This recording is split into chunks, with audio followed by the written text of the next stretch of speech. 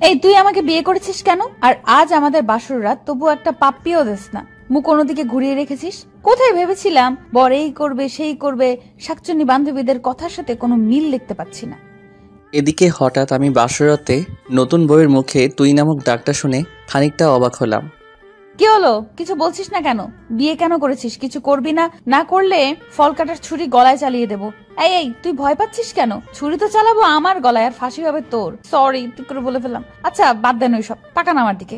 আমার বুকের বাম পাশটা একটা তিল আছে। বুকের বাম পাশে তিল থাকলে নাকি বড় অনেক রোমান্টিক হয়।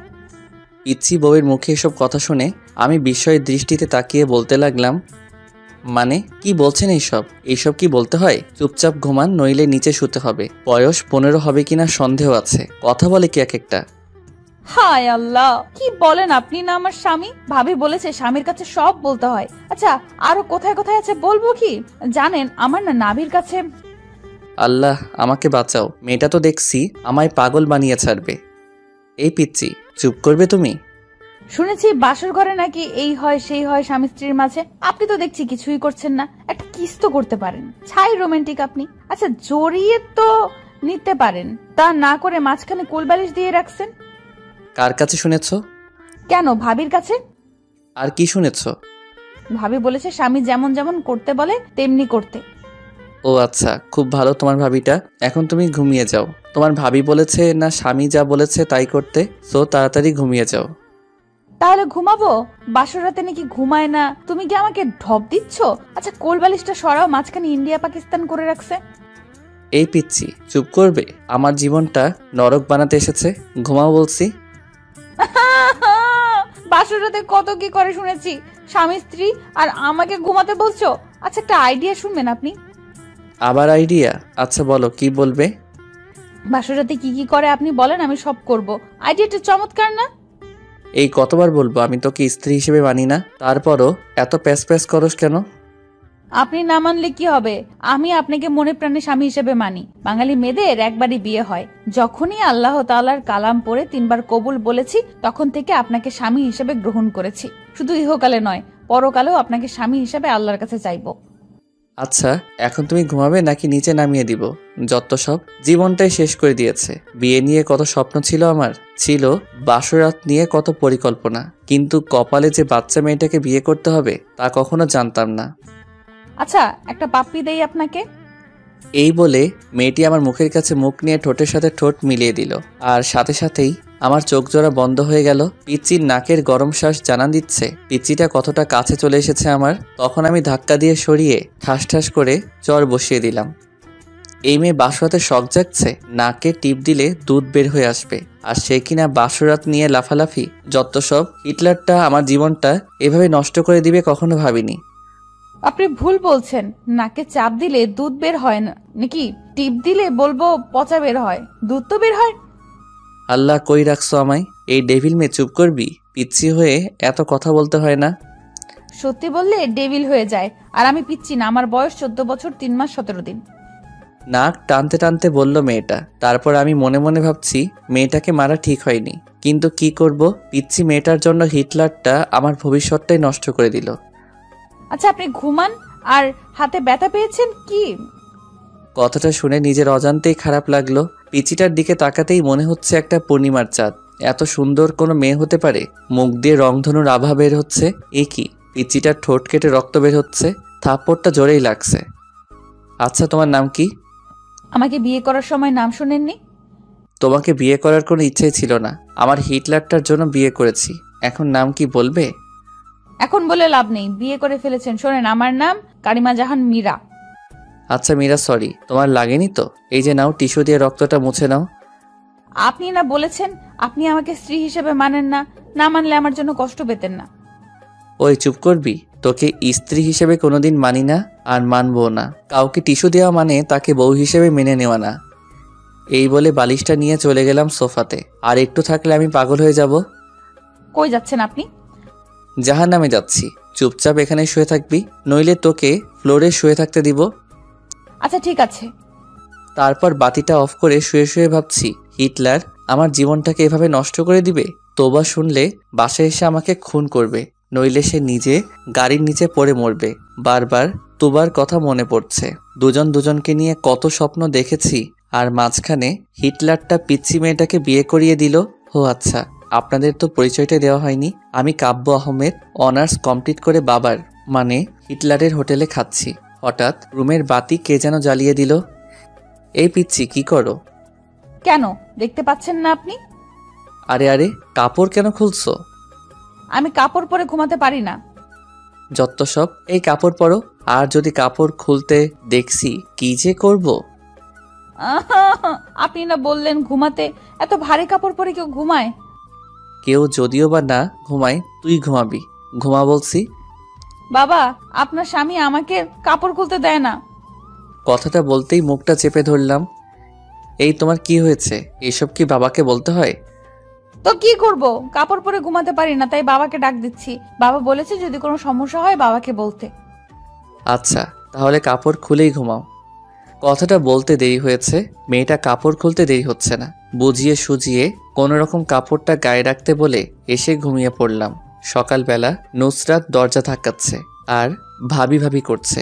নুসরাতের ডাকে ঘুম ভাঙতে চেয়ে দেখি সকাল হয়ে গেছে, তাই তাড়াহুড়া করে বালিশটা নিয়ে বিছানায় রাখতেই দেখি মীরার কাপড় নিচে পড়ে আছে। আল্লাহ, এ কেমন বউ কপালে জুটালে, শাড়ি পরে ঘুমাতে পারে না। এই উঠো। ও, কি হয়েছে মা? ওই, আমি তোর মা। এই বলে জোরে ধাক্কা দিতেই মীরার ঘুমটা ভেঙে যায়। কি হয়েছে? কাপড় পরে নাও। এখন আবার বলো না আমি কাপড় পরতে পারি না। আমি সত্যিই কাপড় পরতে পারি না, আপনি পরিয়ে দেন। আমি পরাতে পারি না। বড় বড় কথা বলতে তো পারো, আমি ছোট না? কাপড়টাই পরতে পারো না। আর হ্যাঁ, কাপড় পরাতে পারলেও আমি তোমাকে কাপড় পরিয়ে দিব না, নিজে পরে নাও। বাবা, ও বাবা, আপনার ছেলে আমাকে শাড়ি পরিয়ে দেয় না। ওই, চুপ করবি তুই? চুপ কর। আমি বাবাকে বলবো তুমি রাতে শাড়ি টেনে হিচড়ে খুলে এখন পরিয়ে দিচ্ছ না। কি? হে আল্লাহ, এই মেয়েটার কথা শুনে মনে হচ্ছে 7 আপকে বিষ ভেবে খেয়ে মরে যায়। তুমি মরার কথা বলো কেন? আমি তোমাকে ছাড়া বাঁচবো না। প্লিজ মরার কথা বলো না। যেদিন কালেমা পড়েছি সেদিন থেকেই তোমাকে স্বামী বলে গ্রহণ করেছি। তোমার পায়ে যদি একটা কাঁটা ফুটে সেটা আমার কলিজাতে ফুটে। আমি কি করব? আমি শাড়ি পরতে পারি না। আচ্ছা, আমি পরতেছি, তাও তুমি এমন অলক্ষণে কথা মুখেও এনো না। কথাটা করুণ সুরে বলল মীরা। তখন আমি মেয়েটার দিকে তাকাতেই বুকটা কেমন করে উঠল। পিচিটার চোখে পানি চিকচিক করছে, তবু নিজেকে সামনে নিয়ে বললাম, আচ্ছা, মনে থাকে যেন, নিজে শাড়ি পরা শিখো। আচ্ছা, আমি পরতেছি। বলে পিচ্চি মেয়েটা শাড়ি পরছে। কিন্তু এ কি শাড়ি পরছে, নাকি শরীরে কাপড় পেঁচাচ্ছে? এটা দেখে আমি নিজের অজান্তেই হেসে ফেললাম। তখন মীরা বলে উঠল, আমি পরতে পারি না, এইভাবে হাসার কি হলো? কথাটা বলার সাথে সাথেই মীরা শাড়িটা খুলে গেল। তখন আমি অন্যদিকে তাকিয়ে বললাম, কি লজ্জা শরম কিছু মা বাবা শিক্ষা দেয়নি? কেন, আপনি কি কোরআন পড়তে জানেন না? পিচ্চি মেয়ের মুখে এমন কথা শুনে খানিকটা বিস্মিত হলাম। তারপর প্রশ্ন করলাম, কি বলছো এসব? শাড়ি পরার সাথে কোরআনের কি সম্পর্ক? কেন, আপনি কি জানেন না আল্লাহ তাআলা বলেছেন স্বামী স্ত্রী একে অপরের পোশাক স্বরূপ? আমি ছোট মানুষ, শাড়ি পরতে পারি না। কোথায় আপনি পরিয়ে দিবেন তা না করে অন্যদিকে ফিরে আছেন। আমার শরীরের প্রতিটা অঙ্গ বৈধভাবে দেখতে পারবেন আপনি। এখানে অন্যদিকে ফিরে তাকার কি আছে? দেন না আমাকে শাড়ি পরিয়ে। কাঁদো কাঁদো ভাব নিয়ে কথাটা বলল মীরা। পিচিটার কথা শুনে আমি পিচির দিকে তাকালাম। পিচিটা লজ্জায় লাল হয়ে গেছে, চোখ বুজে আছে। এবার আমি শাড়িটা খুলে সুন্দর করে কুচি দিয়ে পরিয়ে দিচ্ছি। মেয়েটা চোখ বন্ধ করে আছে। লজ্জায় পিচির সুন্দর মুখটা লাল টমেটো হয়ে গেছে। লজ্জা পেলে যে পিচিটাকে এত সুন্দর লাগে না, দেখলে হয়তো তা আমার অজানাই থেকে যেত। তারপর ফ্লোরে পড়ে থাকা শাড়িটা হাতে সম্পূর্ণ কুচি দেওয়ার পর নাভির কাছে গুজে দেওয়ার সময় কেমন যেন কেঁপে উঠল। পিচির নিঃশ্বাস ভারী হয়ে আসছে, ঠোঁট দুটি কাঁপছে। এদিকে আমি আর নিজেকে কন্ট্রোল করতে পারছি না। পিচির ঠোঁট দুইটা হঠাৎ আমার ঠোঁটের সাথে মিশে যাওয়ার আগেই আমার হাতটা ধরে ফেললো। কি হলো? প্লিজ আর না, আমি আর পারছি না, শরীরটা থরথর করে কাঁপছে। কেন, কি হয়েছে? শরীর খারাপ করলো নাকি? না। এই বলে শাড়ির কুচিটা হাতে নিয়ে নিজেই গুজে দিয়ে বলল, হাদারাম কিছুই বোঝে না, কোথায় হাত দিলে কি হয়। বলেই রুম থেকে বেরিয়ে গেল মীরা। পিচিটার কথা শুনে ফ্লোরে বসে পড়লাম আমি। তার কিছুক্ষণ পর রুম থেকে বের হতেই সবাই হা করে তাকিয়ে আছে আমার দিকে। আমি কি চিড়িয়াখানার বান্দর যেভাবে সবার তাকায় থাকা লাগবে? মনে মনে ভাবছি, হিটলারটা আমার জীবনটা নষ্ট করে দিয়ে কিভাবে হা করে তাকিয়ে আছে দেখো। আমার কথা শুনে সবাই একসাথে হেসে দিল। পিচিটা মুখ ধরে হাসছে। ইচ্ছা করছে সব দাঁত ভেঙে দেই। কিভাবে হাসছে! সত্যি কি বিয়ে করে চিড়িয়াখানার বান্দর হয়ে গেলাম? এরপর সবাইকে উদ্দেশ্য করে বললাম, কি হলো, সবাই হাসছো কেন? বলবে তো? ভাইয়া, তুমি ঠিকমতো লিপস্টিক দিতে পারো না? ভাবি, তুমি ভাইয়াকে সুন্দর করে সাজিয়ে দিও। নুসরাত মীরাকে উদ্দেশ্য করে বলল, এদিকে সবকিছু যেন আমার মাথার উপর দিয়ে যাচ্ছে। আমি কিছুই বুঝে উঠতে পারছি না। সবাই হাসতেছে। আরে তোমরা সবাই কেন হাসছো তা তো একবার বলবে। বুঝতেছি না। ওই জান্নাত, ফাইজলামি না করে বল কি হয়েছে? আমি কি বিয়ে করে জোকার হয়ে গেলাম? আর তোরা যেভাবে হাসছিস মনে হচ্ছে আমি চিড়িয়াখানা থেকে বের হয়ে আসলাম। ভাইয়া, তোমার মুখে লিপস্টিক লেগে আছে, যাও ফ্রেশ হয়ে আসো। মানে? রাতে পিচিটা এমন কাজ করেছে, নিজের উপর নিজেরই রাগ হচ্ছে। পিচিটাকে দেখি মিটিমিটি হাসছে আর মনে মনে ভাবছে এখন কেমন লাগে। রাতে আমাকে ঠকানোর ফল। পিচিকে ঠকালে আল্লাহ বিচার করে। তারপর আমি দৌড়ে চলে গেলাম ওয়াশরুমে। ফ্রেশ হয়ে ব্রেকফাস্ট করে নিলাম। তারপর আবারও রুমে চলে আসলাম। আর এইভাবে দিন পার। সন্ধ্যাবেলায় ফোনটা ক্রিং ক্রিং করে বাজছে। আমি ফোন ধরতেই ওপাশ থেকে চাপা কান্নার আওয়াজ। ফোনের ওপাশ থেকে কোনো কথা আসছে না, শুধু চাপা কান্নার আওয়াজ ছাড়া। বুকের ভেতরটা হাহাকার করছে। কলিজাটা ক্ষত বিক্ষত হয়ে যাচ্ছে। কারণ ফোনের ওপাশে যে মানুষটি কান্না করতেছে সে আর কেউ নয়, আমার ভালোবাসার মানুষ সাথী। নিজের অজান্তেই চোখ থেকে টুপটাপ করে পানি পড়ছে।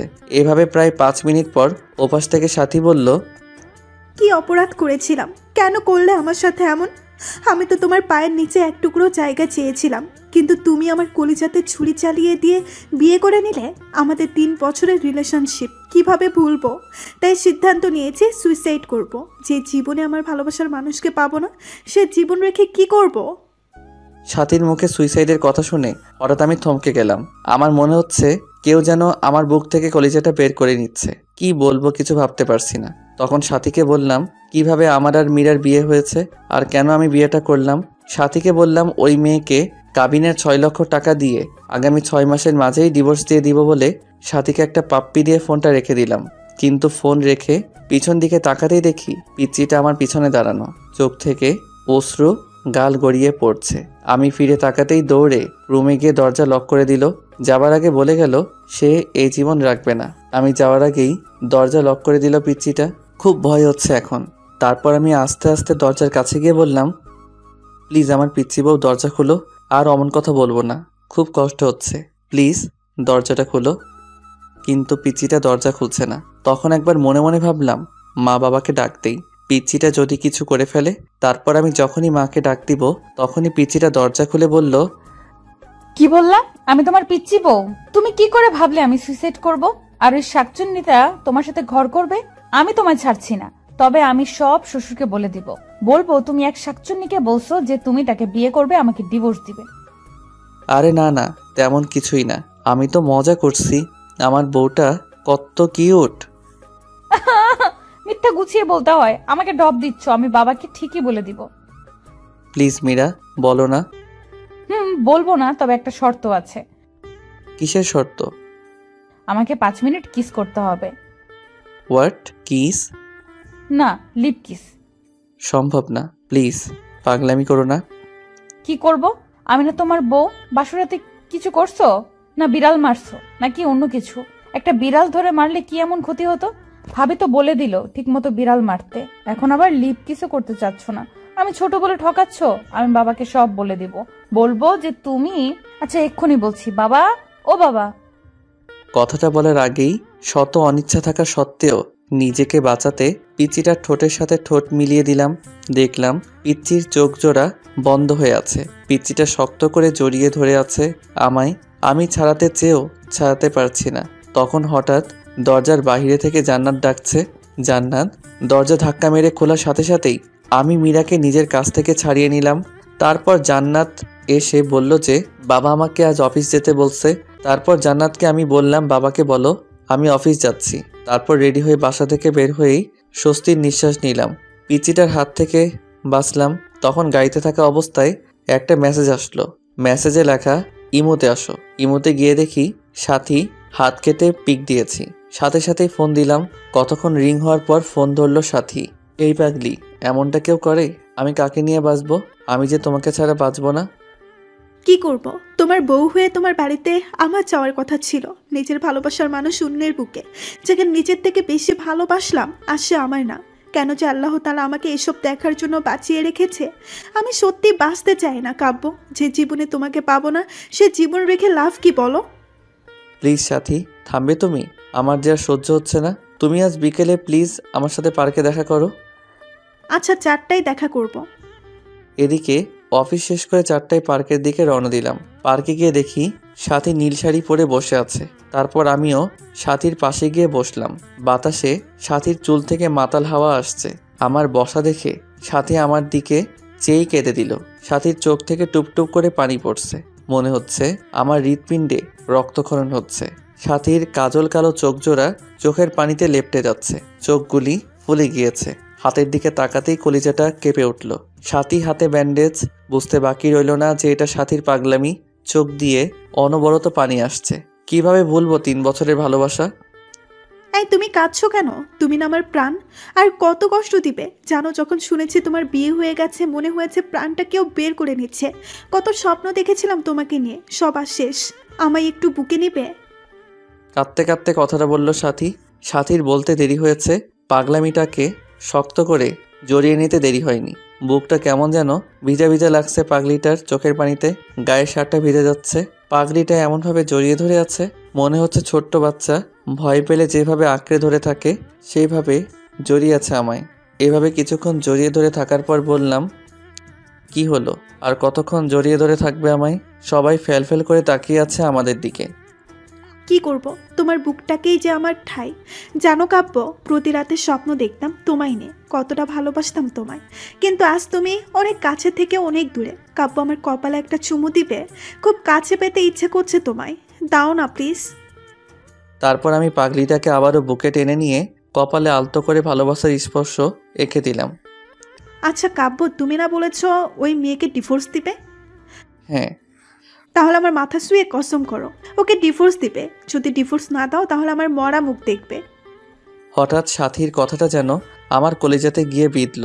নিজের অজান্তেই সাথীর মাথায় হাত রেখে ওয়াদা করলাম মীরাকে ডিভোর্স দিব। কথাটা বলার সময় পিচ্চির মুখটা বারবার চোখের সামনে ভেসে উঠছিল।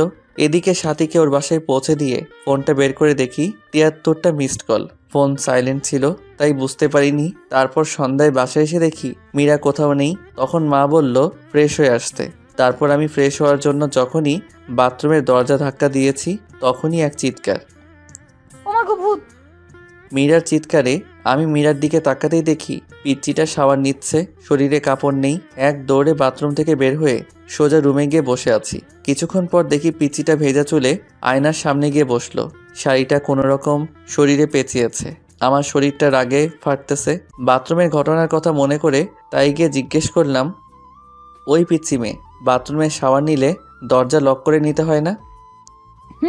নিতে হয় তো।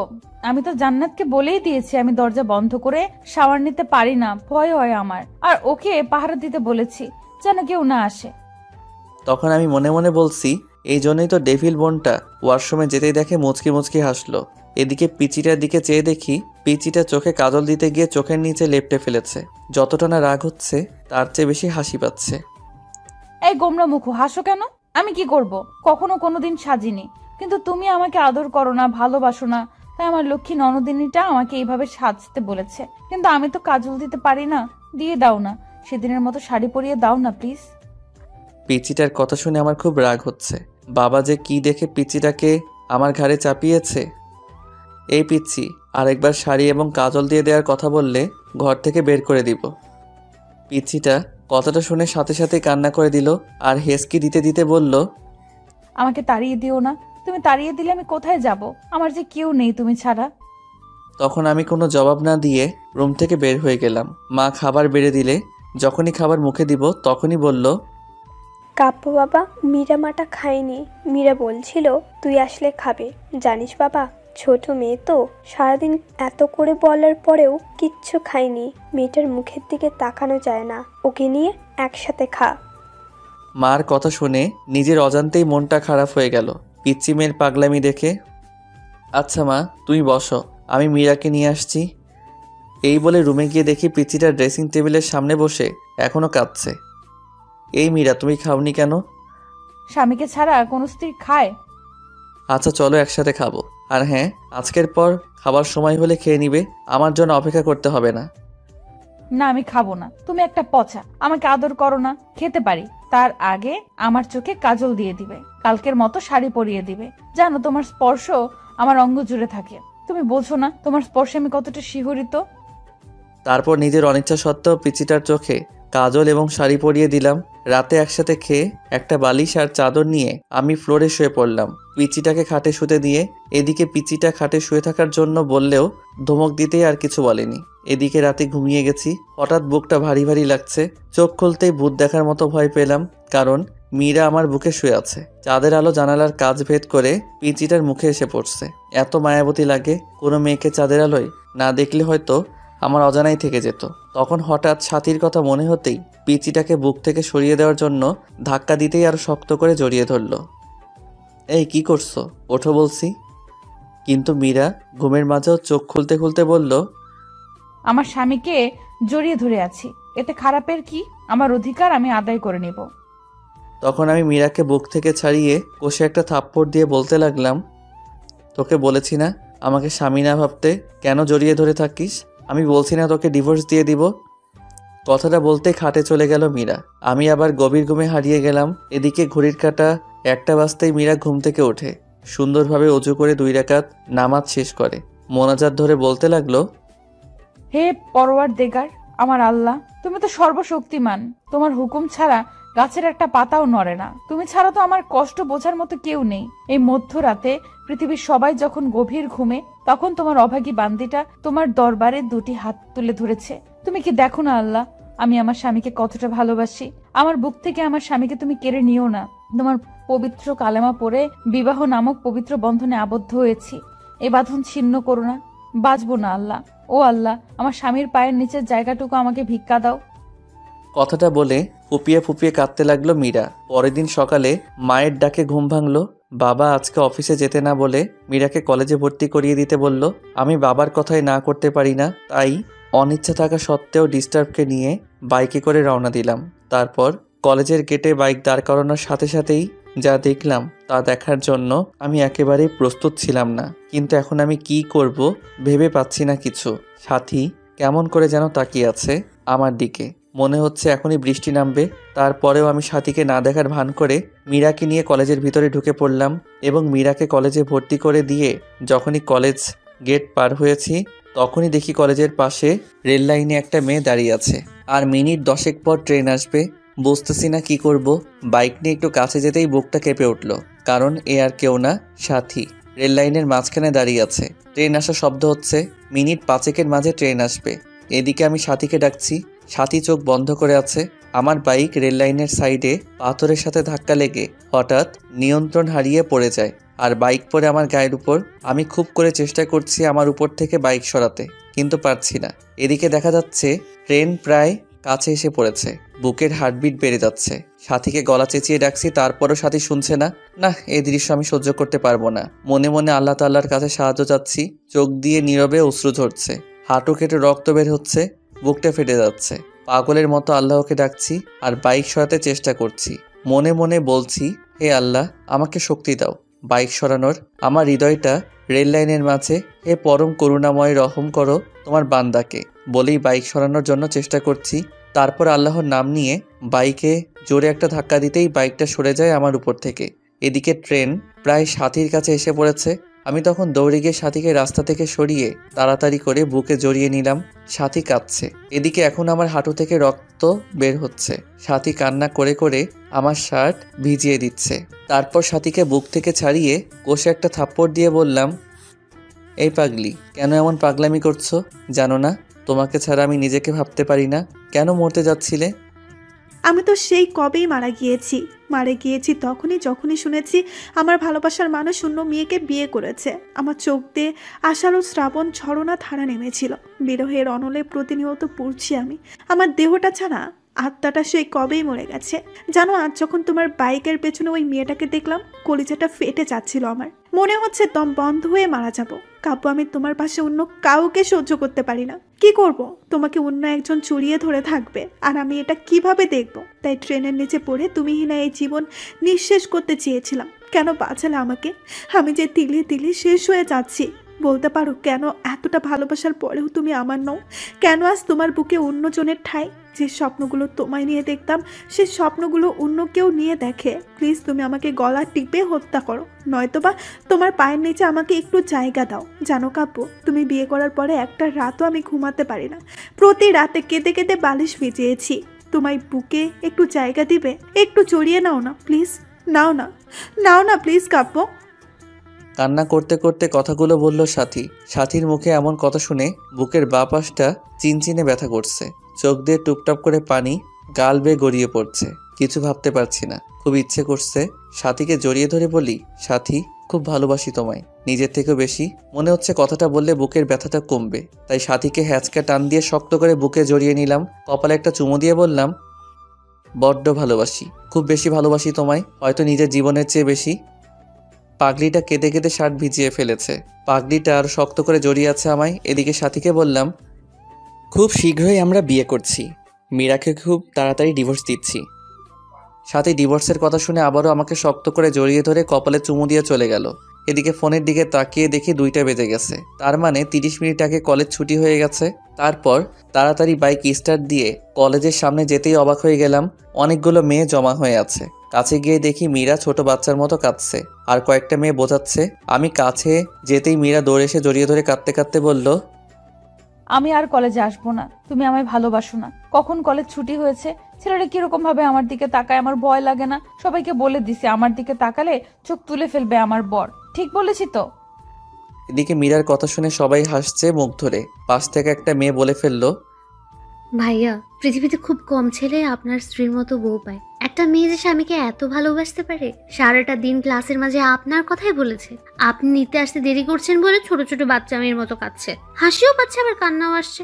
এখনকার যুগে এমন মেয়েও পাওয়া যায়? তারপর আমি সবার কাছ থেকে মীরাকে নিয়ে বাইকে উঠাতেই মীরা শক্ত করে জড়িয়ে ধরল। মনে হচ্ছে খুব ভয় পাচ্ছে।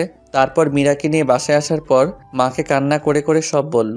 এদিকে রাগে আমার শরীরটা ঘ্যান ঘ্যান করছে। তারপর দুপুরে খেয়ে বন্ধুদের সাথে আড্ডা দিতে চলে গেলাম। আড্ডা দেওয়া শেষ করে রাত 9টার সময় ফোন বের করে দেখি বাবা 5বার ফোন দিয়েছে। অন্যদিকে মীরার নাম্বার থেকে 100+ ফোন এসেছে। তখন তাড়াহুড়ো করে বাসায় গিয়ে দেখি বাবা দরজায় দাঁড়িয়ে আছে। বাবার সামনে যেতেই বাবা বলল, ঘরে নতুন বউ রেখে বাইরে কোন ছেলে থাকে? আর যদি এমন হয় আমার বাড়ি থেকে বের হয়ে যাবি। তখন আমি কিছু না বলে রুমে গিয়ে শুয়ে পড়লাম। কিছুক্ষণ পর দেখি মীরা আমাকে ডাকছে। এই ডাকতেছো কেন, কি হয়েছে? তুমি খাবে না? বাবা খুব বকা দিয়েছে তাই না? এই নাও, হা করো, আমি খাইয়ে দেই। মীরা কথাটা বলে মুখের কাছে খাবার তুলে দিতেই একটা থাপ্পড় বসিয়ে দিলাম। সাথে সাথে খাবারের প্লেটটা ফোড়ে ফেলে দিলাম। তারপর বললাম, এই তুই কি চাস? আমার জীবনটা তো নরক বানিয়ে দিয়েছিস। আমার বুক থেকে আমার ভালোবাসার মানুষটাকে সরিয়েছিস। এখন আমার বাবার কাছ থেকে আমাকে দূরে সরিয়ে আমার সমস্ত সম্পদ তোর করার প্ল্যান করছিস। আমি তোকে এই মাসে ডিভোর্স দিব। একদমই কথাটা বলে নিলাম। তাকে দেখলাম মীরার ঠোঁট কেটে রক্ত বের হচ্ছে। জানো, তোমার সাথে খাবো বলে আমি এখনো খাইনি, ক্ষমা করে দিও প্লিজ। এতিম তো, এতিমখানায় বড় হয়েছি আমি, তাই বাবা মার আদর পাইনি। তোমার বাবা মাকে নিজের বাবা মা করে নিয়েছিলাম, শুধু ভালোবাসা চেয়েছিলাম আর কিচ্ছু না। এতিম হয়ে জন্ম নিলেও সম্পদের প্রতি কোনো মোহ নেই আমার। আমি মীরার দিকে চেয়ে দেখি মীরা কাঁদছে, চোখগুলি লাল হয়ে গেছে। ন্যাকা কান্না দেখে শরীরটা রাগে ফেটে যাচ্ছে। দুনয়নে দেখতে মন চাচ্ছে না মীরাকে। এই এতিম মেয়েটার জন্যই আজ সাথী মরতে বসেছিল। এই তুই এখানে কাঁদবি না প্লিজ, তোর অলক্ষণে চেহারা নিয়ে আমার চোখের সামনে থেকে দূর হয়ে যা প্লিজ। কথাটা বলে শুয়ে পড়লাম। এদিকে মীরা সুন্দর করে উজু করে শ্বশুরের দেওয়া কুরআনটা পড়ে নামাজে দাঁড়িয়ে গেল। নামাজ শেষ করলো কেঁদে কেঁদে। নামাজ শেষ করে আজকেও মোনাজাত ধরে আল্লাহর কাছে অনেকক্ষণ কাঁদলো। তারপর মোনাজাত শেষ করে রুমে গিয়ে শুয়ে পড়ল। ফজরের নামাজের আজান শুনে ঘুম ভাঙতে আমি অবাক হলাম। মীরা মেয়েটাকে রাতে এত বকা দেওয়ার পরেও আমাকে জড়িয়ে ধরে শুয়ে আছে। মন চাচ্ছে ধাক্কা দিয়ে ফেলে দেই। এ কি হচ্ছে, ওঠো। আর একটু ঘুমাই। এই বলে আরো শক্ত করে জড়িয়ে ধরল। এখন আমার ধৈর্যের বাঁধ ভেঙে যাচ্ছে। জোরে একটা ধাক্কা দিয়ে বিছানা থেকে ফেলে দিলাম। আহ করে চিল্লানি দিয়ে উঠল মীরা। তারপর আমি বিছানা থেকে উঠে ফ্রেশ হয়ে এসে দেখি মীরা খুঁড়িয়ে খুঁড়িয়ে হাঁটছে। মীরা মা, তোমার কি হয়েছে? খুঁড়িয়ে খুঁড়িয়ে হাঁটছো কেন? আম্মু রাতে ঘুম থেকে উঠে পাঁজরে ব্যথা পাচ্ছি। কথাটা বলে করুণভাবে আমার দিকে তাকালো মীরা। এখন নিজেকে অপরাধী মনে হচ্ছে আমার, তারপরেও আমি কিছু বললাম না। পরের দিন বাবা আমাকে আর মীরাকে হানিমুনে পাঠানোর ব্যবস্থা করে দিল। আর আমি সাথীকে বলে সব রেডি করে রেখেছি। আমাদের সাথে সাথীও কক্সবাজার যাবে। সবাই জানবে আমি হানিমুন করতে যাচ্ছি মীরার সাথে, কিন্তু না, আমি হানিমুন করব সাথীর সাথে। সাথীকে এসব বলে ফোন রাখতেই পিছন দিকে তাকাতেই দেখি মীরা সিলিং ফ্যানের সাথে ঝুলছে। এমন একটি ওড়না গলায় পড়ছে, এটা দেখার সাথে সাথেই বুকের ভিতর কেমন জানি একটা চিনচিনে ব্যথা করতে লাগলো। আমি দৌড়ে গিয়ে মীরাকে একটা থাপ্পড় দিয়ে দিলাম। মীরা, কি করছো এসব? দেখছেন না কি করছি? আমি ছোট বলে, এতিম বলে কারো ভালোবাসা পাবো না? বিয়ের পর সকল নারী তার স্বামীর অধিকার চায়, আর আপনি বিয়ের পর অধিকার তো দূরের কথা, একদিন রাতে আপনার বুকে ঘুমাতে পর্যন্ত দেননি। কতটা স্বপ্ন দেখেছিলাম তোমায় নিয়ে, কিন্তু তুমি আমায় রেখে অন্য মেয়ের সাথে অবৈধ সম্পর্ক করতে চাচ্ছ। প্লিজ মীরা, বোঝার চেষ্টা করো। এখন এসব বলার সময় নয়, চলো, দেরি হয়ে যাচ্ছে, গাড়ি মিস করবো আবার। তারপর মীরা আর কিছু বলল না। এদিকে মীরার এসব কাণ্ড কারখানা সব সাথীকে বললাম। সাথী বলল কোনো চিন্তা না করতে। অবশ্য আমাদের সাথে একই গাড়িতে সাথীও গেল কক্সবাজার। কক্সবাজার আসার পর রাতের বেলা রুমে শুয়ে আছি, তখন হঠাৎ সাথীর ফোন ধরতেই সাথী বলল পাশের রুমে এসো। এদিকে আমি পাশের রুমে যেতেই সাথী 7 আপের সাথে কি যেন মিশিয়ে দিয়ে খেতে বলল। আমি কিছু মনে না করেই খেলাম, আর এগুলো খাওয়ার সাথে সাথেই আমার কেমন যেন একটা নেশা নেশা লাগছে। আমার সাথীকে খুব কাছে পেতে ইচ্ছে করছে। তখন আমি নিজের অজান্তেই সাথীকে জড়িয়ে ধরে ফেললাম। সাথীও রেসপন্স করলো। আমি আস্তে আস্তে সাথীর লিপের সাথে আমার লিপ জোড়া মিলানোর আগেই সাথীর ফোনটা ক্রিং ক্রিং করে বাজতে লাগলো। ফোনটা ধরে সাথী উঠে ওয়াশরুমে চলে গেল। এদিকে কিছুক্ষণ পর ওয়াশরুম থেকে এসে বলল, বাবু আমি অসুস্থ, কাল যা মন চাই তাই করো। এই বলে সাথী আমাকে আমাদের রুমে দিয়ে গেল আর মীরাকে বলল সে আমাদের কলেজ ফ্রেন্ড। অবশ্য মীরা এর আগে কখনো সাথীকে দেখেনি। এদিকে আমি রুমে গিয়ে বিছানায় শুয়ে পড়লাম। এখন আমার শরীর আর চোখ দিয়ে উত্তাপ বের হচ্ছে, আমার নেশা এখনো লেগে আছে। মীরা আজ খুব সুন্দর করে সেজেছে, চেহারায় হালকা মেকআপ, ঠোঁটে লাল লিপস্টিক, পরনে একটা কালো শাড়ি। মনে মনে ভাবলাম সকল কবি সাহিত্যিকদের গল্পের নায়িকারা সুন্দরী হয়, আর তারা সবসময় লাল না হলে নীল শাড়ি পরিহিত থাকে, যা দেখে নায়ক প্রেমে পড়ে যায়। কিন্তু সাহিত্যিকগণ কি কখনো দেখেছেন একজন সুন্দরী রমণী কালো শাড়ি পরলে তাকে কি রকম দেখায়? আজ কি অপরূপটাই লাগছে মীরাকে, চোখে কাজল দেয়াতে আরো মায়াবী লাগছে। তারপর মীরা এসে খাটে বসতেই আমি মীরাকে একটা হ্যাঁচকা টান দিয়ে বুকে জড়িয়ে নিলাম।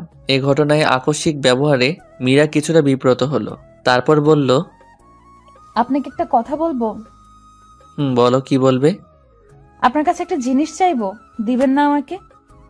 আচ্ছা বলো, দেয়ার মতো হলে দিব। টাকা লাগবে কি? না, আমার টাকা চাই না, আমার তো তোমাকে চাই। কি বললে? না কিছু না। শোনো, তুমি কি আমাকে একটা কিউট মেয়ের মা বানাবে, যার নাম হবে তোমার পছন্দের নাম রাইসা? লজ্জাভরা মুখে কথাটা বলে মাথা নিচু করে ফেলল মীরা। ইস, বাবুর মা হবার কথা বলে কিরকম লজ্জা পেয়েছে।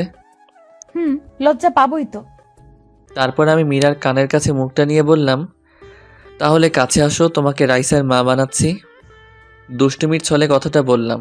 মীরা তখন ছোট বাচ্চার মতো আমার বুকে মুখ লুকালো। আমি মীরার কপালে আলতো একটা চুমো দিয়ে আরো শক্ত করে জড়িয়ে ধরলাম। পিচ্চিটা তার ঠোঁট জোড়া আমার ঠোঁটের সাথে মিলিয়ে দিল। এরপর স্বামী স্ত্রী নারী পুরুষের সবচেয়ে ঘনিষ্ঠ কিছু মুহূর্ত পার করলাম। তারপর মীরাকে বুকে জড়িয়ে শুয়ে পড়লাম। সকালে ঘুম থেকে উঠে দেখি মীরার কাপড় চোপড়ের কিছু ঠিক নেই। আমার শরীরের বিভিন্ন জায়গায় লিপস্টিকের দাগ। পিচ্চিটা এখনো আমাকে শক্ত করে জড়িয়ে ধরে আছে। তখন আমার রাতের কথা মনে হতেই লাফ দিয়ে উঠলাম। কি করলাম আমি তো মীরাকে ডিভোর্স দিব, তবে কেনই বা তার সতীত্ব হরণ করলাম? মাথা কাজ করছে না আমার। মীরাকে আজ খুশি খুশি লাগছে। বিয়ের পর কখনো এতটা খুশি দেখিনি ওকে। আমি সকাল সকাল ফোন দিয়ে সাথীকে সবকিছু বললাম। সাথী আমার কথা শুনে তেলে বেগুনে ফুলে উঠল। সাথীকে বললাম, সবকিছু তোমার জন্যই হয়েছে। তুমি যদি গত রাতে সে মেডিসিন না খাওয়াতে তাহলে এমনটি হতো না। আচ্ছা বাদ দাও, কোনো চিন্তা করো না, কাল তোমাকে একটা পিল দিব, সেটা খাইয়ে দিও, তাহলে আর কোনো চিন্তা করতে হবে না। সাথীর কথা শুনে আমি বেশ অবাক হলাম, কিন্তু আমি সাথীকে ভালোবাসি। কথাও দিয়েছি সাথীকেই বিয়ে করব, তাই আর কোনো কিছু চিন্তা না করে রাজি হয়ে গেলাম। পরের দিন রাতে একটা পিল নিয়ে মীরাকে বললাম, মীরা এটা খেয়ে নাও তো পিলটা। কিসের পিল এটা? আমি তো সুস্থ, আপনি কিসের পিল খেতে বলছেন আমাকে? মীরা তোমাকে মিথ্যা বলে লাভ নেই, আমাকে ক্ষমা করে দিও। গতকাল রাতে তোমার সাথে যা যা হয়েছে তার নিছক একটি দুর্ঘটনা মাত্র। হ্যাঁ আমি জানি গতকাল তুমি যা হারিয়েছো তা পৃথিবীর বিনিময়ে ফিরিয়ে দিতে পারবো না। আমি ডিভোর্স পেপার রেডি করে রেখেছি, তাই আমি চাই না আমার সন্তান তুমি গর্ভে ধারণ করো। চিন্তা করো না, ডিভোর্সের সাথে তোমাকে কাবিনের 20 লাখ টাকার একটা চেক দিয়ে দিছি, সময় করে ব্যাংক থেকে তুলে নেবে। আমার কথাটা শোনার সাথে সাথেই মীরা আমার দুপা ঝাপটে ধরে বলতে লাগলো, প্লিজ আপনি আমার গর্ভের সন্তান নষ্ট করতে বলবেন না। আপনার মন চায় আপনি আরো একটা বিয়ে করে নেন, আমি কখনো কোনো দিন আপনার কাছে স্বামীর অধিকার চাইবো না। আর আপনার বাড়িতে তো 2টা কাজের মেয়ে রাখছেন, আমাকে নিয়ে না হয় 3টা হবে। প্লিজ আমার সন্তানকে নষ্ট করে দিতে বলবেন না প্লিজ। আমি সারা জীবন আপনাদের বাসায় কাজের মেয়ে হয়ে থাকবো, কোনো পারিশ্রমিক দিতে হবে না আমাকে, শুধু আমাকে ডিভোর্স দিয়েন না। আমার সন্তানটা যেন বলতে পারে আপনি তার বাবা। আমি চাই না আমার মতো আমার অনাগত সন্তানটা পিতৃহীন পরিচয়ে বড় হোক। প্লিজ একটা এতিমকে এইভাবে ফিরিয়ে দিবেন না। আপনার পায়ের নিচে একটু জায়গা দেন, নয়তো গলা টিপে মেরে ফেলেন। এই মীরা কি করছো? পা ছাড়ো। দুঃখিত মীরা, আমি পারবো না। আমার জীবনে সাথী ছাড়া আর কেউ নেই। এখন পিলটা খেয়ে নিবে, আর যদি না খাও তাহলে মনে করব তুমি আমার বুকে পা রেখে তুমি গর্ভধারণ করবে। এখন তোমার ইচ্ছা। প্লিজ এমন কসম দিও না, আমার কাছে যে তোমার স্থান সবার উপরে। পারবো না আমি তোমার বুকে পা রেখে এই সন্তানকে নিজের মাঝে বড় করতে। ক্ষমা করে দিও মীরা, এছাড়া আমার আর কোনো উপায় ছিল না। এই নাও পিল, আর এই নাও পানি খেয়ে নিও। আচ্ছা দাও। এই বলে জন্ম নিয়ন্ত্রণ পিলটা হাতে নিয়ে নিল মীরা। চোখ থেকে টপ টপ করে পানি পড়তেছে, করুণ দৃষ্টিতে তাকিয়ে আছে আমার দিকে। মনে মনে ভাবছে হয়তো আমি বলবো পিল খেতে হবে না মীরা, কিন্তু না, আমি কোনো কথা বললাম না। মীরা আমার দিকে তাকিয়ে থেকে বিষ যেমন করে মানুষ মুখে নেয় তেমনি করে মুখে নিয়ে নিল। গ্লাস থেকে একটু পানিও মুখে দিল। নিজের অজান্তেই মনে হচ্ছে খুব বড় কোনো পাপ করে ফেললাম আমি। এদিকে বাবা ফোন করলো যে বাবা অসুস্থ, তাই বাড়ি ফিরে যেতে হবে। মনে মনে স্থির করে নিলাম বাড়িতে ফিরেই ডিভোর্স পেপারের জন্য আবেদন করব। তারপর মীরাকে নিয়ে বাসায় ফিরলাম। এদিকে সাথী বলল যে মীরাকে আমাদের দুজনের মাঝ থেকে যত তাড়াতাড়ি সম্ভব সরিয়ে ফেলবে। আমি অনেক বোঝানোর পরেও সাথী বলল, সেদিন কক্সবাজারে মেয়েটা যা বলেছে সব শুনেছি আমি। আর সবচেয়ে বড় কথা হলো মেয়েটাকে তোমার বাবা অনেক স্নেহ করে। আমি তোমাদের বাড়ির রহিমের কাছে খবর পেয়েছি যে তোমার বাবা নাকি তোমার সম্পত্তি মীরার নামে লিখে দিবে, তাই আমাদের ভবিষ্যতের জন্য মীরাকে আমাদের পথ থেকে সরিয়ে দিবে। আমি তোমাকে না বলেই প্রফেশনাল কিলারের সাথে কন্ট্রাক্ট করেছি। না সাথী, এ হতে পারে না। আমাদের ভালোবাসার জন্য একটা নিষ্পাপ জীবনকে হত্যা করব না সাথী, এটা করা ঠিক হবে না। বাবু দেখো, আমিও চাই না, কিন্তু আমার মনে হয় না তোমার বাবা কখনো মীরা বেঁচে থাকতে আমাকে মেনে নেবে। আর তোমাকে না পেলে আমি বাঁচবো না, সত্যি মরে যাব। তুমি আমার নিঃশ্বাস, তুমি আমার বিশ্বাস, আমার প্রাণ। জানো, তুমি মীরাকে বিয়ে করার পর আমি একটি রাতও শান্তিতে ঘুমাতে পারিনি। এতটা ভালোবাসার পরেও কেন আল্লাহ তোমার আর আমার মাঝে এত বড় দেওয়াল তুলে দিল? প্লিজ তুমি আমাকে খুন করে ফেলো, নয়তো আমাকে তোমার বুকে টেনে নাও। তোমার বুকটাই যে আমার শেষ ঠিকানা, তোমার বুকেই আমি শেষ নিঃশ্বাস ত্যাগ করতে চাই। প্লিজ কান্না করো না। আমি সব সইতে পারি, কিন্তু তোমার কান্না সহ্য করতে পারি না। তোমাকে যে বড্ড ভালোবাসি, কিন্তু আমাদের ভালোবাসার জন্য একটা নিষ্পাপ জীবনকে কেমনে সরিয়ে ফেলি? আল্লাহ কি ক্ষমা করবে আমাদেরকে? জানি এটা অন্যায়, কিন্তু এছাড়া আমাদের আর কোনো উপায় নেই। কথাটা বলেই আমার হাতটা নিয়ে সাথীর গলা চেপে ধরে মেরে ফেলতে বলল। প্লিজ কিল মি, আমাকে গলা চেপে মেরে ফেলো কাব্য। আমি তোমাকে ছাড়া বাঁচতে পারবো না। জানো কাব্য, মেয়েরা সব কিছুর ভাগ দিতে পারলেও তবে একটা ভাগ কখনো কাউকে দিতে পারে না, আর তা হলো তার ভালোবাসার ভাগ। বিশ্বাস করো, আমার একদম সোচা হয় না মীরাকে। যে বুকে আমার থাকার কথা সে বুকে অন্য একটা মেয়ে থাকে। যে স্বপ্ন আমি তোমাকে নিয়ে দেখেছি সে স্বপ্ন পূরণ করছে অন্য একটা মেয়ে। কাব্য প্লিজ, আমাকে তুমি হত্যা করতে পারবে না, পারবে না তোমার সেই স্ত্রী মীরাকেও হত্যা করতে, কিন্তু তোমাকে আমায় হত্যা করতে হবে। তুমি না আমি এই জীবন দিয়ে কি করব? কথাটা বলে কাঁদতে কাঁদতে ব্লেড দিয়ে হাতে পোজ দিয়ে দিল সাথী। সাথে সাথে হাত থেকে ফিরকি দিয়ে রক্ত বের হতে লাগলো। সাথীর চোখ দিয়ে টুপ টুপ করে পানি পড়তে লাগলো। সাথীর রক্ত দেখে আমার নিজের কলিজাটা ফেটে যাচ্ছে। ঠাস করে একটা চড় বসিয়ে দিলাম সাথীর গালে। আমার থাপ্পড় খেয়ে ফুপিয়ে কাঁদতে লাগলো সাথী। তারপর আমি শক্ত করে জড়িয়ে ধরলাম সাথীকে শক্ত করে জড়িয়ে ধরে বলতে লাগলাম, কেন এইভাবে পাগলামো করছো? তোমাকে ছাড়া আমি কেমনে বাঁচবো? মীরাকে তাহলে খুব শীঘ্রই আমাদের মাঝ থেকে সরিয়ে আমার ময়না পাখিটাকে আপন করে নিব। কথাটা বলার সময় বুকের ভেতর একটা চাপা কান্নার আওয়াজ পেলাম। তারপর সাথীকে আমি ছেড়ে দিয়ে সাথীর কপালে একটা ভালোবাসার স্পর্শ এঁকে দিলাম। সাথীকে বাসায় ড্রপ করে বাসায় আসতেই দেখি মীরা খাবার নিয়ে বসে আছে। রাত প্রায় 10টা। আমি কিছু না বলে শুয়ে পড়লাম। আপনি খাবেন না? কিছু খেয়েছেন? মন খারাপ আপনার? হ্যাঁ, বাহির থেকে খেয়ে এসেছি। আর হ্যাঁ, মন খারাপ আমার, আর তার কারণ তুই। কথাটা বলার পর পিচিটার দিকে তাকিয়ে দেখি পিচি কাঁদবে কাঁদবে ভাব। তখন আমি কম্বলটা টান দিয়ে শুয়ে পড়লাম। মাঝরাতে হঠাৎ ঘুম ভাঙতেই দেখি কেউ একজন শক্ত করে জড়িয়ে রেখেছে আমায়। চোখ খুলে দেখি পিচিটা আমার বুকে। চাঁদের আলো পিচিটার মুখে এসে পড়ছে, চুলগুলো রং পাল্টাচ্ছে। হঠাৎ নিচের দিকে তাকাতেই চোখ কপালে উঠলো আমার। পিচিটা শাড়ি খুলে নিচে ফেলে দিয়েছে। আমি জানি মীরা শাড়ি পরে ঘুমাতে পারে না, কিন্তু 3 পিস তো পরে ঘুমায়, তাহলে আজ ইচ্ছা করেই এমন করছে। তবে পিচিটাকে আজ এত সুন্দর লাগছে যা অকল্পনীয়। মাথার চুলগুলো কপাল পেরিয়ে মুখে এসে পড়ছে। মন চাচ্ছে ফু দিয়ে চুলগুলো কপাল থেকে সরিয়ে আলতো করে মীরার কপালে ভালোবাসার পরম স্পর্শ এঁকে দেই। কিন্তু এ কি, আমার গায়ে লিপস্টিকের দাগ। মনে মনে ভাবছি আজ মনে হয় পুরুষ ধর্ষণ করেছে। আমার বুকে লিপস্টিকের দাগ দেখে বিস্মিত হলাম। মীরার ঠোঁটের দিকে তাকিয়ে দেখি ঠোঁটে এক বিন্দু লিপস্টিকও নেই। মনে মনে ভাবছি পিচিটা কি সর্বনাশ করছে। তবে আজ কেন পিচিটাকে এত সুন্দর লাগছে। মন চাচ্ছে সারা জীবনের জন্য আপন করে নেই। হয়তো মীরার সৃষ্টি হয়েছে আমার জন্য, কিন্তু না, আমার বুকে সাথী ছাড়া কারো জায়গা নেই। আমার মন প্রাণ জোরে শুধুই সাথী। তাই মীরাকে কয়েকবার ডাক দিলাম, কিন্তু সে উঠল না। তাই জোরে ধাক্কা দিতেই চোখ কসলিয়ে কসলিয়ে উঠল। তখন আমি বললাম, কি ব্যাপার, আমার গায়ে লিপস্টিকের দাগ কেন? আর তুমি কেন আমার বিছানায় শুয়েছ? আমার না খুব ভয় করছিল, আর রাতে আমি কিছুই করিনি, সব আপনি করেছেন। আমি তো আপনার সাইডে ঘুমিয়েছিলাম, আপনি জোর করে বুকে টেনে নিয়েছেন আমাকে। আপনাকে মনে করেছিলাম এমনি অনেক ভালো, কিন্তু ঘুমের ঘোরে আপনি যে এত ডেভিল। না না, ডেভিল না, শুধু ডেভিলের বস। আমাকে লিপ কিস করেছেন, ঘাড়ে কিস করেছেন, বুকেও কিস। এই চুপ অসভ্য মেয়ে। আর কিছুক্ষণ পর বলবে আমার নাভিতে আরো কত জায়গায় করেছি, বলতে হবে না। আপনি ঘুমাননি তাহলে? সব জেগে থেকে ইচ্ছে করেই করেছেন। এই পিচ্চি চুপ করবে? মিথ্যা বলতে লজ্জা করে না? তোমার শাড়ি কে খুলেছে? শাড়ি কেন খাটের নিচে ফেলে রেখেছো? শাড়ি পরতে পারো না? বিয়ে বসেছো কেন? আমি না হয় শাড়ি পরতে পারি না, নিজে তো লুঙ্গিটাও পরতে পারো না, আবার অন্যকে শাড়ি পরার কথা বলে। পিচিটার কথা শুনে নিজের দিকে তাকাতেই চোখ বন্ধ করে ফেললাম। চাদরটা গায়ে জড়িয়ে কষে একটা থাপ্পড় দিয়ে দিলাম মীরাকে। থাপ্পড়টাকে মাটিতে পড়ে গেল মীরা। আমার রাগ চরমে উঠে গেছে। রাগের মাথায় বলতে লাগলাম, এই তুই মরতে পারিস না? আমার জীবনটাকে তো নষ্ট করে দিয়েছিস। তোকে জন্ম দিয়ে তোর মা বাবাকে খেয়েছিস, এখন আমাকেও খাবি নাকি? আর তোকে না বলছি আমি তোকে ডিভোর্স দিয়ে দিব? তারপরও কেন আমার বিছানায় আসিস?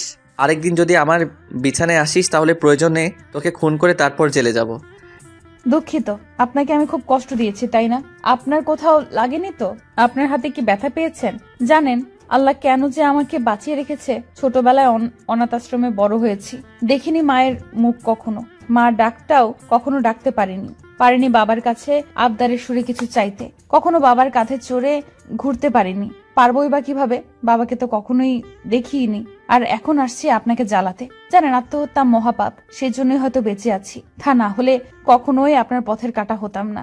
আপনার বাড়ির দাসী করে রেখে দিয়েন, পারিশ্রমিক হিসেবে সকাল বিকাল রাতে এভাবে থাপ্পড় দিয়েন, তবুও তো দাসী হয়ে আপনার হাতের স্পর্শটা পাবো। আর বিছানায় আসি, কি করব? ভয় পাই তো, তাই আপনার বুকটাকে নিরাপদ মনে করে শুয়েছিলাম। ক্ষমা করে দিবেন এই এতিমটাকে। নিচের দিকে তাকিয়ে কথাগুলো বলতেছিল, আর চোখ থেকে আষাঢ় শ্রাবণ ঝর্ণাধারায় মতো জল গড়িয়ে পড়ছে মীরার চোখ থেকে। পিচিটার কথা শুনে নিজের কাছেই খুব খারাপ লাগছে। এভাবে মারাটা ঠিক হয়নি। সবচেয়ে খারাপ লাগছে যখন দেখলাম পিচিটার ঠোঁট কেটে রক্ত পড়ছে। পরের দিন মা বাবা জান্নাতকে নিয়ে নানি বাড়ি চলে গেলে সাথীকে ফোন দিলে সাথী বাড়িতে চলে আসে। এদিকে সাথী আজ পিঙ্ক কালারের একটা শাড়ি পরেছে, হালকা লিপস্টিকের সাথে চুলগুলো ছেড়ে দিয়েছে। সাথী আসলেই সাথীকে নিয়ে বেডরুমে ঢুকে পড়ি। মীরা অবাক নয়নে তাকিয়ে আছে, চোখটা ছলছল করছে। মনে হচ্ছে কখন জানি বৃষ্টি নামবে। কি হলো, দরজায় দাঁড়িয়ে আছো কেন? আজ তুমি জান্নাতের রুমে থাকবে, আজ রাতে আমাদের এই রুমে আসবে না বিরক্তি করতে। আর হ্যাঁ, আমাদের দুজনের জন্য খাবার দিয়েছেও। আমার কথার উত্তরে মীরা আমার মুখের দিকে তাকিয়ে মাথা নাড়িয়ে হ্যাঁ সূচক জবাব দিল। তারপর মীরা চলে গেল। সাথী এসে আমাকে জড়িয়ে ধরে বলতে থাকে, কবে যে পাবো তোমায় সারা জীবনের জন্য? কবে তোমার বুকে মাথা রেখে ঘুমাবো? এদিকে হঠাৎ করে আমার হাতটা সাথীর স্পর্শকাতর জায়গায় চলে গেল। সাথীর নিঃশ্বাস ভারী হয়ে আসছে, ঠোঁট জোড়া আকর্ষণ করছে মিশে যাওয়ার। আমার ঠোঁট যখন সাথীর ঠোঁট জোড়াকে আবদ্ধ করে ফেলবে, ঠিক তখনই মীরা খাবার নিয়ে রুমে ঢুকে পড়ে, কোনো প্রকার নক না করে। সাথে সাথে আমি সাথীকে ছেড়ে দেই। তারপর মীরার দিকে তাকিয়ে বুঝতে পারলাম মীরা কাঁদছে। মীরা হয়তো কখনো ভাবিনি আমি এতটা নিচে নেমে যাব, কিন্তু মীরা জানতো না আমার কলিজার টুকরা হচ্ছে সাথী। সাথী আমার জীবন মরণ, আমার ভালোবাসা সব সাথীর জন্য। তারপর মীরা খাবার রেখে চলে গেল। মীরার চোখ দিয়ে পানি পড়ছে, এটা স্পষ্ট দেখা গেল। তারপর সাথী আর আমি খাওয়া দাওয়া করে সাথীর সাথে গল্প করতে করতে কখন যে আমি তার সাথে ঘুমিয়ে গেলাম ঠিক খেয়াল নেই। অবশ্য রাত্রে আমি সাথীর সাথে ফিজিক্যালি রিলেশন করতে চাইলে ও সাথী বিয়ের পরের কথা বলে। তারপর আমরা দুজন মিলে সিদ্ধান্ত নিয়েছি 1 সপ্তাহ পর বিয়ে করব, তাই আর জোর করিনি। এদিকে মাঝরাতে কারো চাপা কান্নার আওয়াজে ঘুমটা ভেঙে যায়। চোখ খুলতেই দেখি সাথী আমার বুকে। সাথীকে বুক থেকে সরিয়ে কান্নার আওয়াজ কোথায় থেকে আসছে তা দেখার জন্য রুমের বাইরে বের হতেই যা দেখলাম তা দেখার জন্য আমি একেবারেই প্রস্তুত ছিলাম না। আমি রুম থেকে বের হতেই দেখলাম পাশের রুমে মীরা জায়নামাজে বসে আছে। মীরাকে দেখে মনে হচ্ছে মোনাজাত ধরে আছে। মাঝে মাঝে ফুপিয়ে কান্নার আওয়াজ আসছে রুম থেকে। আমি আর একটু কাছে যেতেই শুনলাম মীরা মোনাজাতে বলছে, হে আল্লাহ, আমার পরম করুণাময় আল্লাহ, তোমার দরবারে 2টি হাত তুলে ধরেছি। আল্লাহ, শুনেছি মাঝরাতে নাকি তুমি প্রথম আসমানে এসে বান্দাদের ফরিয়াদ শুনো। আচ্ছা আল্লাহ, আমি এতিম বলে কি আমার ফরিয়াদ শুনবে না? জানো আল্লাহ, দুনিয়াতে মানুষ কষ্ট পেলে বাবা মাকে বলে, তুমি তো আমার বাবা মাকে উঠিয়ে নিয়েছো। তুমি ছাড়া যে আসমানের উপরের জমিনের নিচে আমার আর কেউ নেই। হে আল্লাহ, শুনতে পাচ্ছ কি আমার কথা? দুনিয়াতে সন্তান কান্না করে দিলে মা দৌড়ে আসে, সন্তানকে কোলে তুলে নিয়ে গালে মুখে চুমু দিয়ে বলে, কি হয়েছে আমার লক্ষ্মী সোনা, কাঁদে না। হে আল্লাহ, তুমি তো দুনিয়ার মায়েদের চেয়ে লাখো কোটি গুণ তোমার বান্দাদের বেশি ভালোবাসো। তুমি তো সব দেখো। হে মাবুদ, আমার স্বামী আজ অন্যের বুকে শুয়ে আছে, আমার কলিজাটা ফেটে যাচ্ছে। আল্লাহ, আমার মা বাবাকে তুমি তোমার কাছে নিয়ে নিলে, আমায় কেন রেখেছো? আমাকে কষ্ট দিতে তোমার যদি এতই ভালো লাগে তাহলে দাও আরো কষ্ট। আল্লাহ, আমি যা সইতে পারছি না, একজন পতিতা নারীও তার স্বামীর ভাগ অন্য কাউকে দিবে না। আর আমি এতটাই অভাগী, জন্ম নেওয়ার পর না পেলাম বাবা মার ভালোবাসা, না পেলাম স্বামীর ভালোবাসা। আজ আমার স্বামী আমাকে বের করে দিয়ে অন্য মেয়ের সাথে রাত্রি যাপন করছে। হে আল্লাহ, আর কত কাঁদবো? কত কাঁদলে তোমার রহমতের সাগরে টান লাগবে? আর কত অশ্রু বিসর্জন দিলে তোমার আরশ কুরসি কেঁপে উঠবে? কত কাঁদলে তোমার রহমান আর রহিম নামের দয়ার সাগরে টান লাগবে? তুমি না বলেছো এতিমদের অভিভাবক তুমি? তুমি না বলেছো যার কেউ নেই তার তুমি আছো? আল্লাহ, এতিম মানুষের চোখের পানি তোমার দেখতে কি খুব বেশি ভালো লাগে? আর যে আমি পারছি না, হে রহিম রহমান আমার আল্লাহ, আমার স্বামীকে আমার করে দাও। আমার স্বামীকে তোমার জান্নাতে নিয়ে একসাথে থাকতে চাই। ও আমার আল্লাহ, তোমার এতিম গুনাহগার বান্দি কাঁদে, তুমি দেখো না গো আল্লাহ, কষ্ট দিবে দাও, আরো দাও। আমার স্বামীকে আলাদা করে দিও না, আমার বেঁচে থাকার অবলম্বন কেড়ে নিও না। হে আল্লাহ, আমার স্বামী আমাকে এত মারে, এত কষ্ট দেয়। তুমি তো দেখেছো আমাকে 3বার থাপ্পড় দিয়েছে, 3বারই আমার ঠোঁট কেটে রক্ত বাহির হয়ে গিয়েছে। ও আমার আল্লাহ, তুমি আমার স্বামীর উপর গজব দিও না। আল্লাহ, আমি কিন্তু খুশি আছি, তবু তুমি রাগ করো না। আমাকে মেরেছে আল্লাহ, তোমায় কিন্তু মারেনি আল্লাহ। আমি কিন্তু খুশি আছি, তুমি রাগ করো না। আমার স্বামীকে তুমি হেদায়েত দাও আল্লাহ, তুমি আমার স্বামীকে হেদায়েত দাও, গজব দিও না।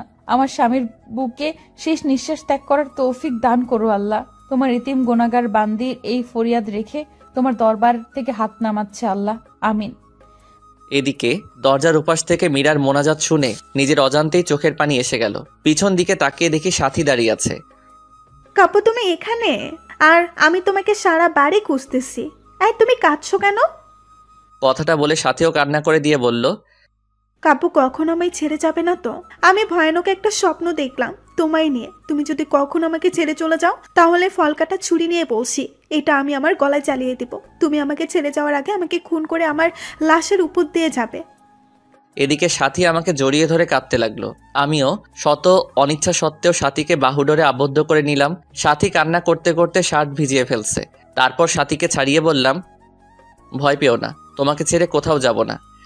তাহলে আমার মাথা ছুঁয়ে প্রমিস করো আমাকে ছেড়ে যাবে না। সাথীর কথাটা শুনে আমার হাতটা কাঁপছে।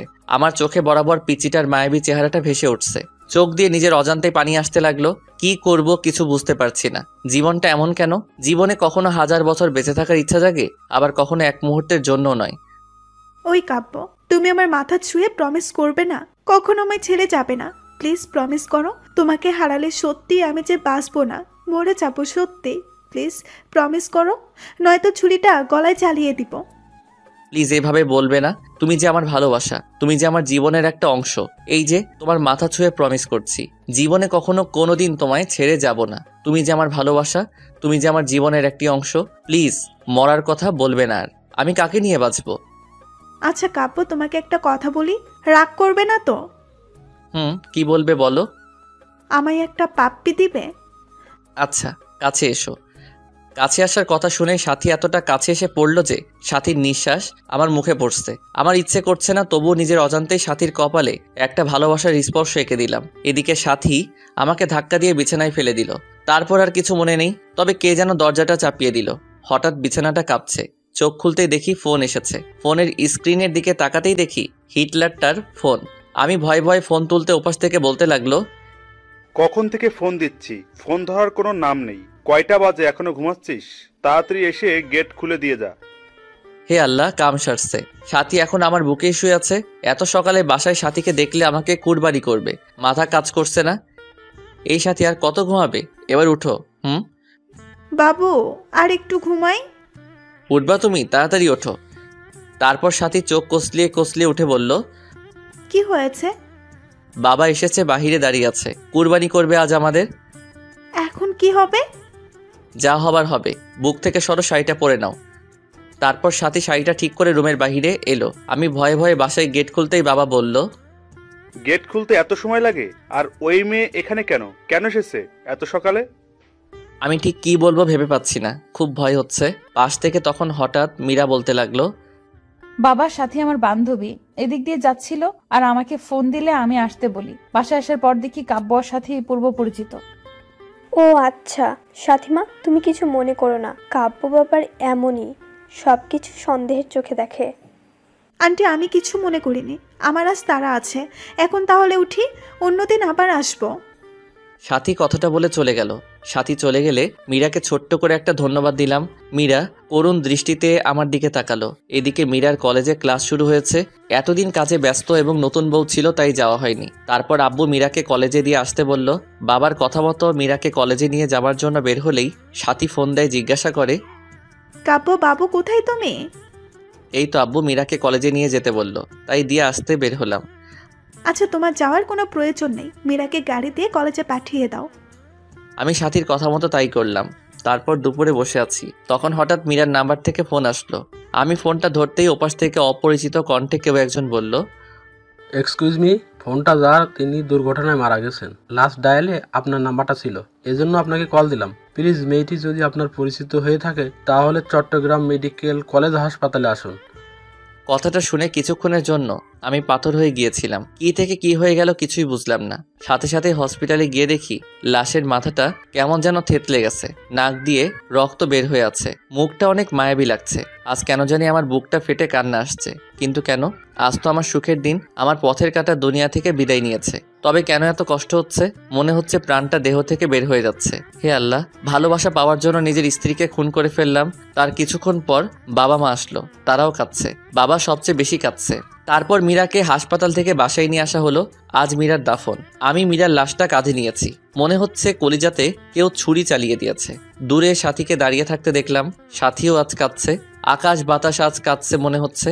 তারপর মীরাকে দাফন করে কিছুক্ষণ কবরের পাশে দাঁড়িয়ে থেকে চলে আসলাম। তারপর সাথী আমাকে নির্জনে ডেকে নিয়ে অনেক কান্না করলো, ক্ষমাও চাইলো। সরাসরি আমার পায়ে পড়ে বলতে লাগলো, কাব্য, আমাদের ভালোবাসার জন্য একটা নিষ্পাপ জীবনকে হত্যা করে ফেললাম।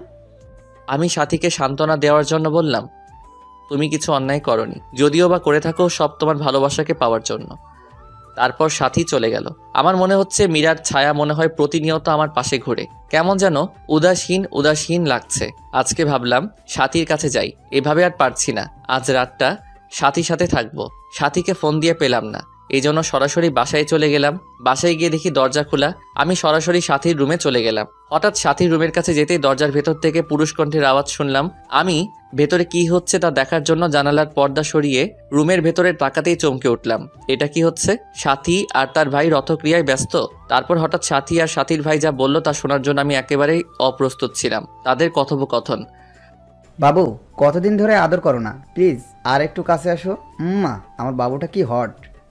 সজীব, যাকে সাথী ভাই হিসেবে চিনতাম। ইস, আমার বুঝি লজ্জা করে না? ও মা, তাই বুঝি? কোথায় লজ্জা করে? কথাটা বলে সজীব সাথীকে কিস করতে লাগলো আর বলতে লাগলো, বাসরাতে কে আগে জড়িয়ে ধরেছিল? আর আমরা তো স্বামী স্ত্রী, আর স্বামী স্ত্রীর মাঝে কিসের লজ্জা? পৃথিবীর সবাই জানে আমরা ভাই বোন, তবে আমরা দুজন ছাড়া। কথাটা বলে সাথীর ঠোঁট জোড়ার সাথে সজীবের ঠোঁট জোড়া আবারও মিলিয়ে দিল।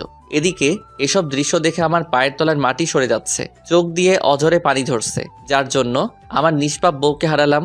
মন চাইছে কাল নাগিনীকে খুন করি। এখন মীরার মুখটা এখন বারবার চোখের সামনে ভেসে উঠছে আমার।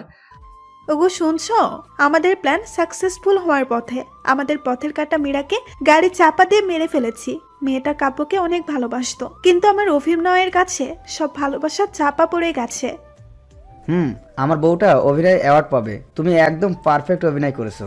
আর সবচেয়ে রেলগাড়ির নিচে চাপা পড়ে মরার প্ল্যানের সাথে সাথে অভিনয়টা একদম সুপারহিট হয়েছিল।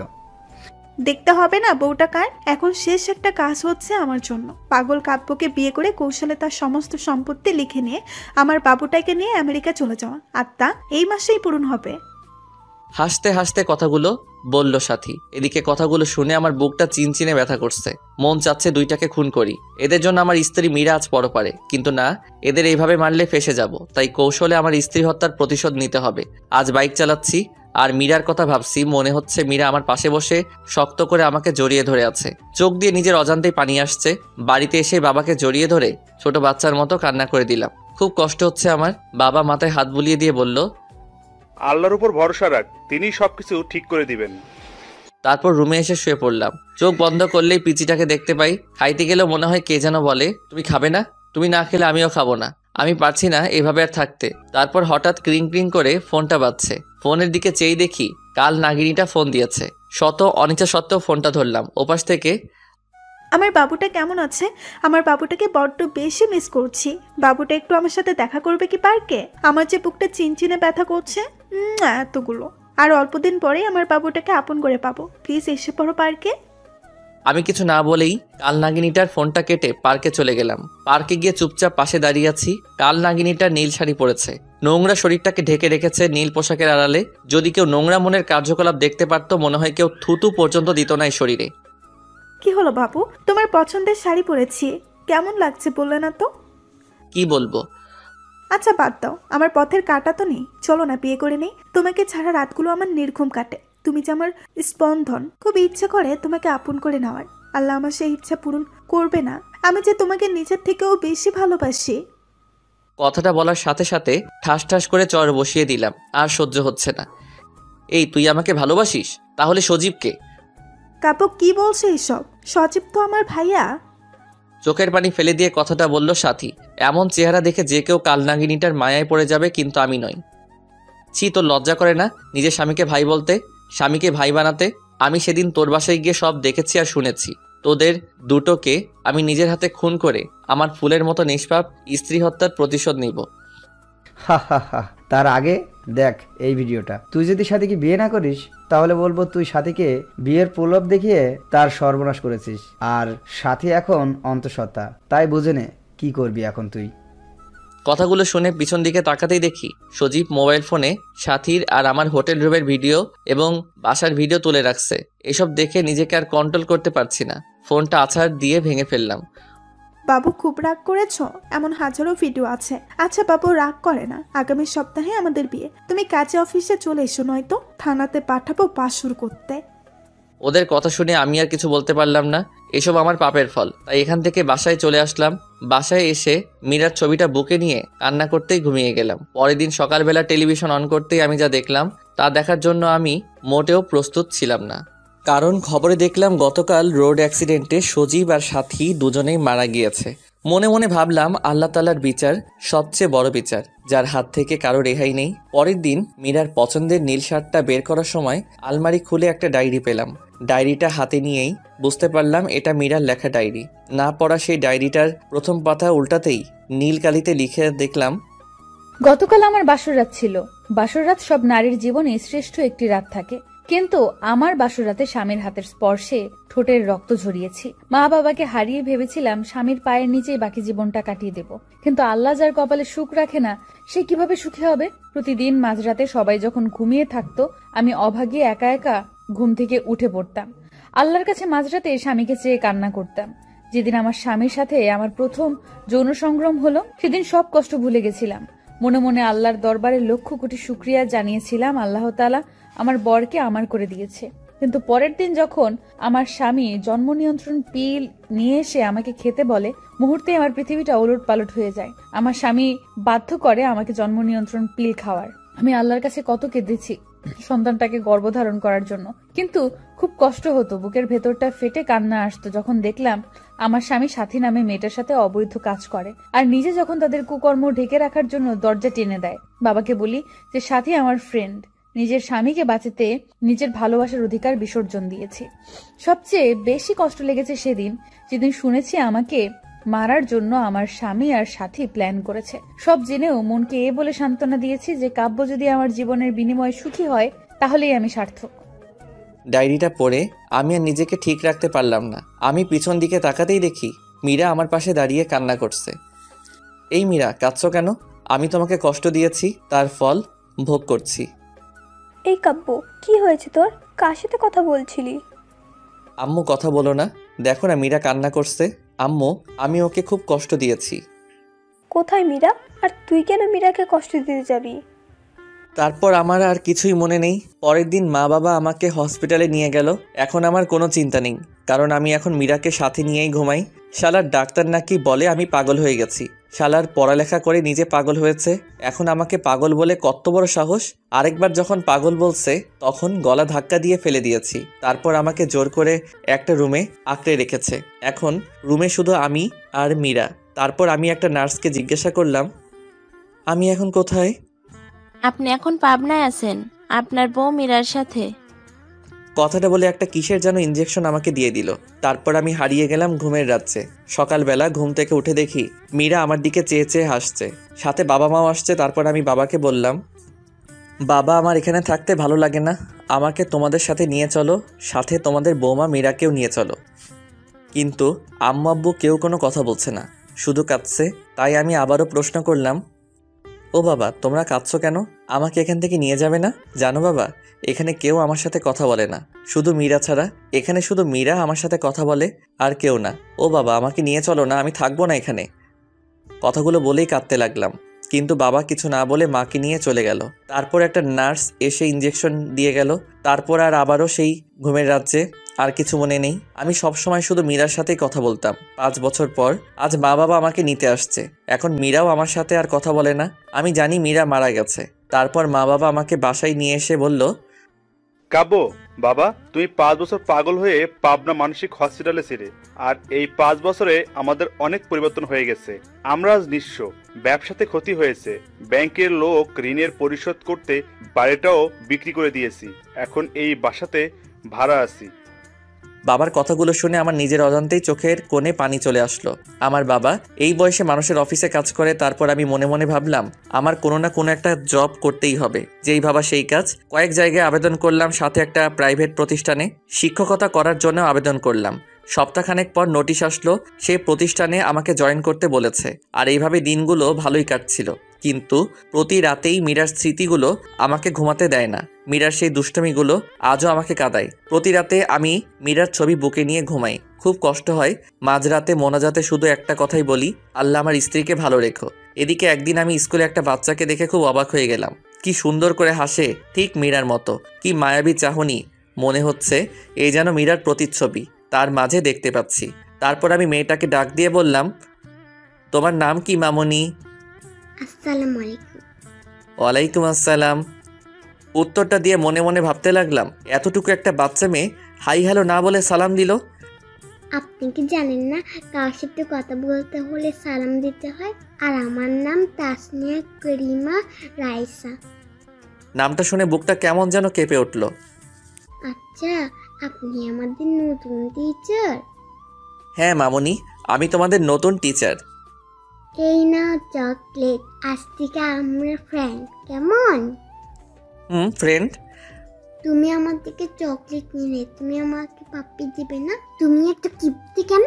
তোমার সাথে আরি কান ধরো, কান ধরে বলবে রাজকন্যার সাথে আর কোনোদিন অপরাধ করবো না। তুমি জানো না রাইসা নামের অর্থ রানী? মামনি, আমি না তোমার টিচার? টিচারকে কান ধরতে বলা লাগে? টিচার না ছাই, তুমি এখন আমার বন্ধু। কিছুক্ষণ আগে চকলেট দিয়ে বন্ধু বানাইছি। তোমার টিচার গিয়ে ওলা ক্লাসে দেখায়ও। এখন কান ধরো, নাহলে ফাইন দেবো। কথাগুলো বলে মুখ চেপে হেসে দিল। আমি কি বলবো ঠিক ভেবে পাচ্ছি না, খুব হাসি পাচ্ছে। মেয়েটার চোখের দিকে তাকিয়ে দেখি মেয়েটা রাগী লোক নিয়ে তাকিয়ে আছে। কি হলো, আমার কথা বুঝুনি? বন্ধু হলি কেন? বন্ধু হয়েছে যেহেতু কান ধরে বলো, আর অপরাধ হবে না।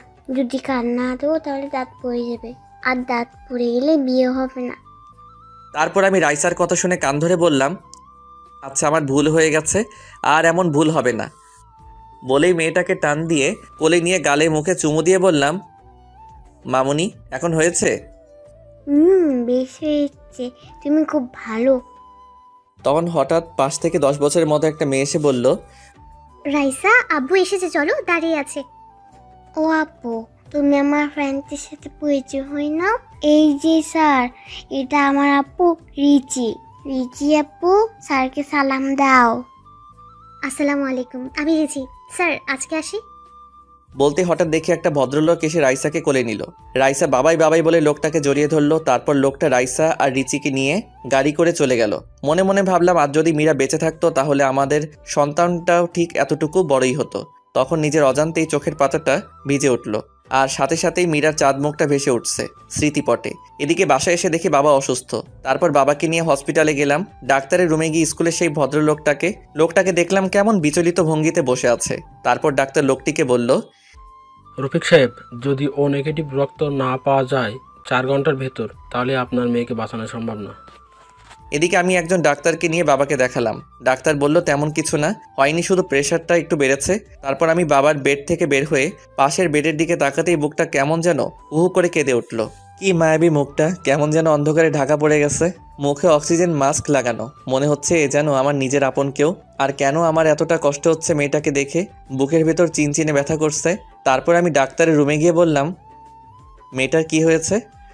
তখন পাশ থেকে লোকটি বলল, গতকাল স্কুল থেকে আসার সময় আমাদের গাড়ি নিয়ন্ত্রণ হারিয়ে অ্যাক্সিডেন্ট হয়। রায়সা মামনির প্রচুর ব্লাড যায়, মাথায় অনেক আঘাত পেয়েছে। তার মা মেয়ের খবর শুনে অজ্ঞান হয়ে পড়ে আছে। মেয়েটা যদি কিছু হয়ে যায় তাহলে তার মা বাঁচবে না।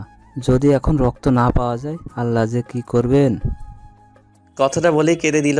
এদিকে এক নার্স এসে বলল, স্যার, চট্টগ্রামের আশেপাশে প্রায় সব ব্লাড ব্যাংকে খবর নিয়েছি, কিন্তু কোথাও রক্ত পাওয়া গেল না। এদিকে পেশেন্টের অবস্থা ভালো না, জানি না কি হবে। নার্সের কথাটা শুনে রফিক সাহেব কেঁদে দিলেন। আমার কেন যেন কথাগুলো শুনে খুব কষ্ট হচ্ছে। তখন আমি ডাক্তার সাহেবকে বললাম, ডাক্তার সাহেব, আমি রক্ত দিব, আমার রক্তের গ্রুপ ও নেগেটিভ। ডাক্তার তখন তাড়াহুড়া করে আমায় নিয়ে শুইয়ে দিলেন। 2 ব্যাগ রক্ত নিয়ে রাইসাকে দিল। আমি কিছুক্ষণ শুয়ে থেকে বাবার কাছে চলে আসলাম।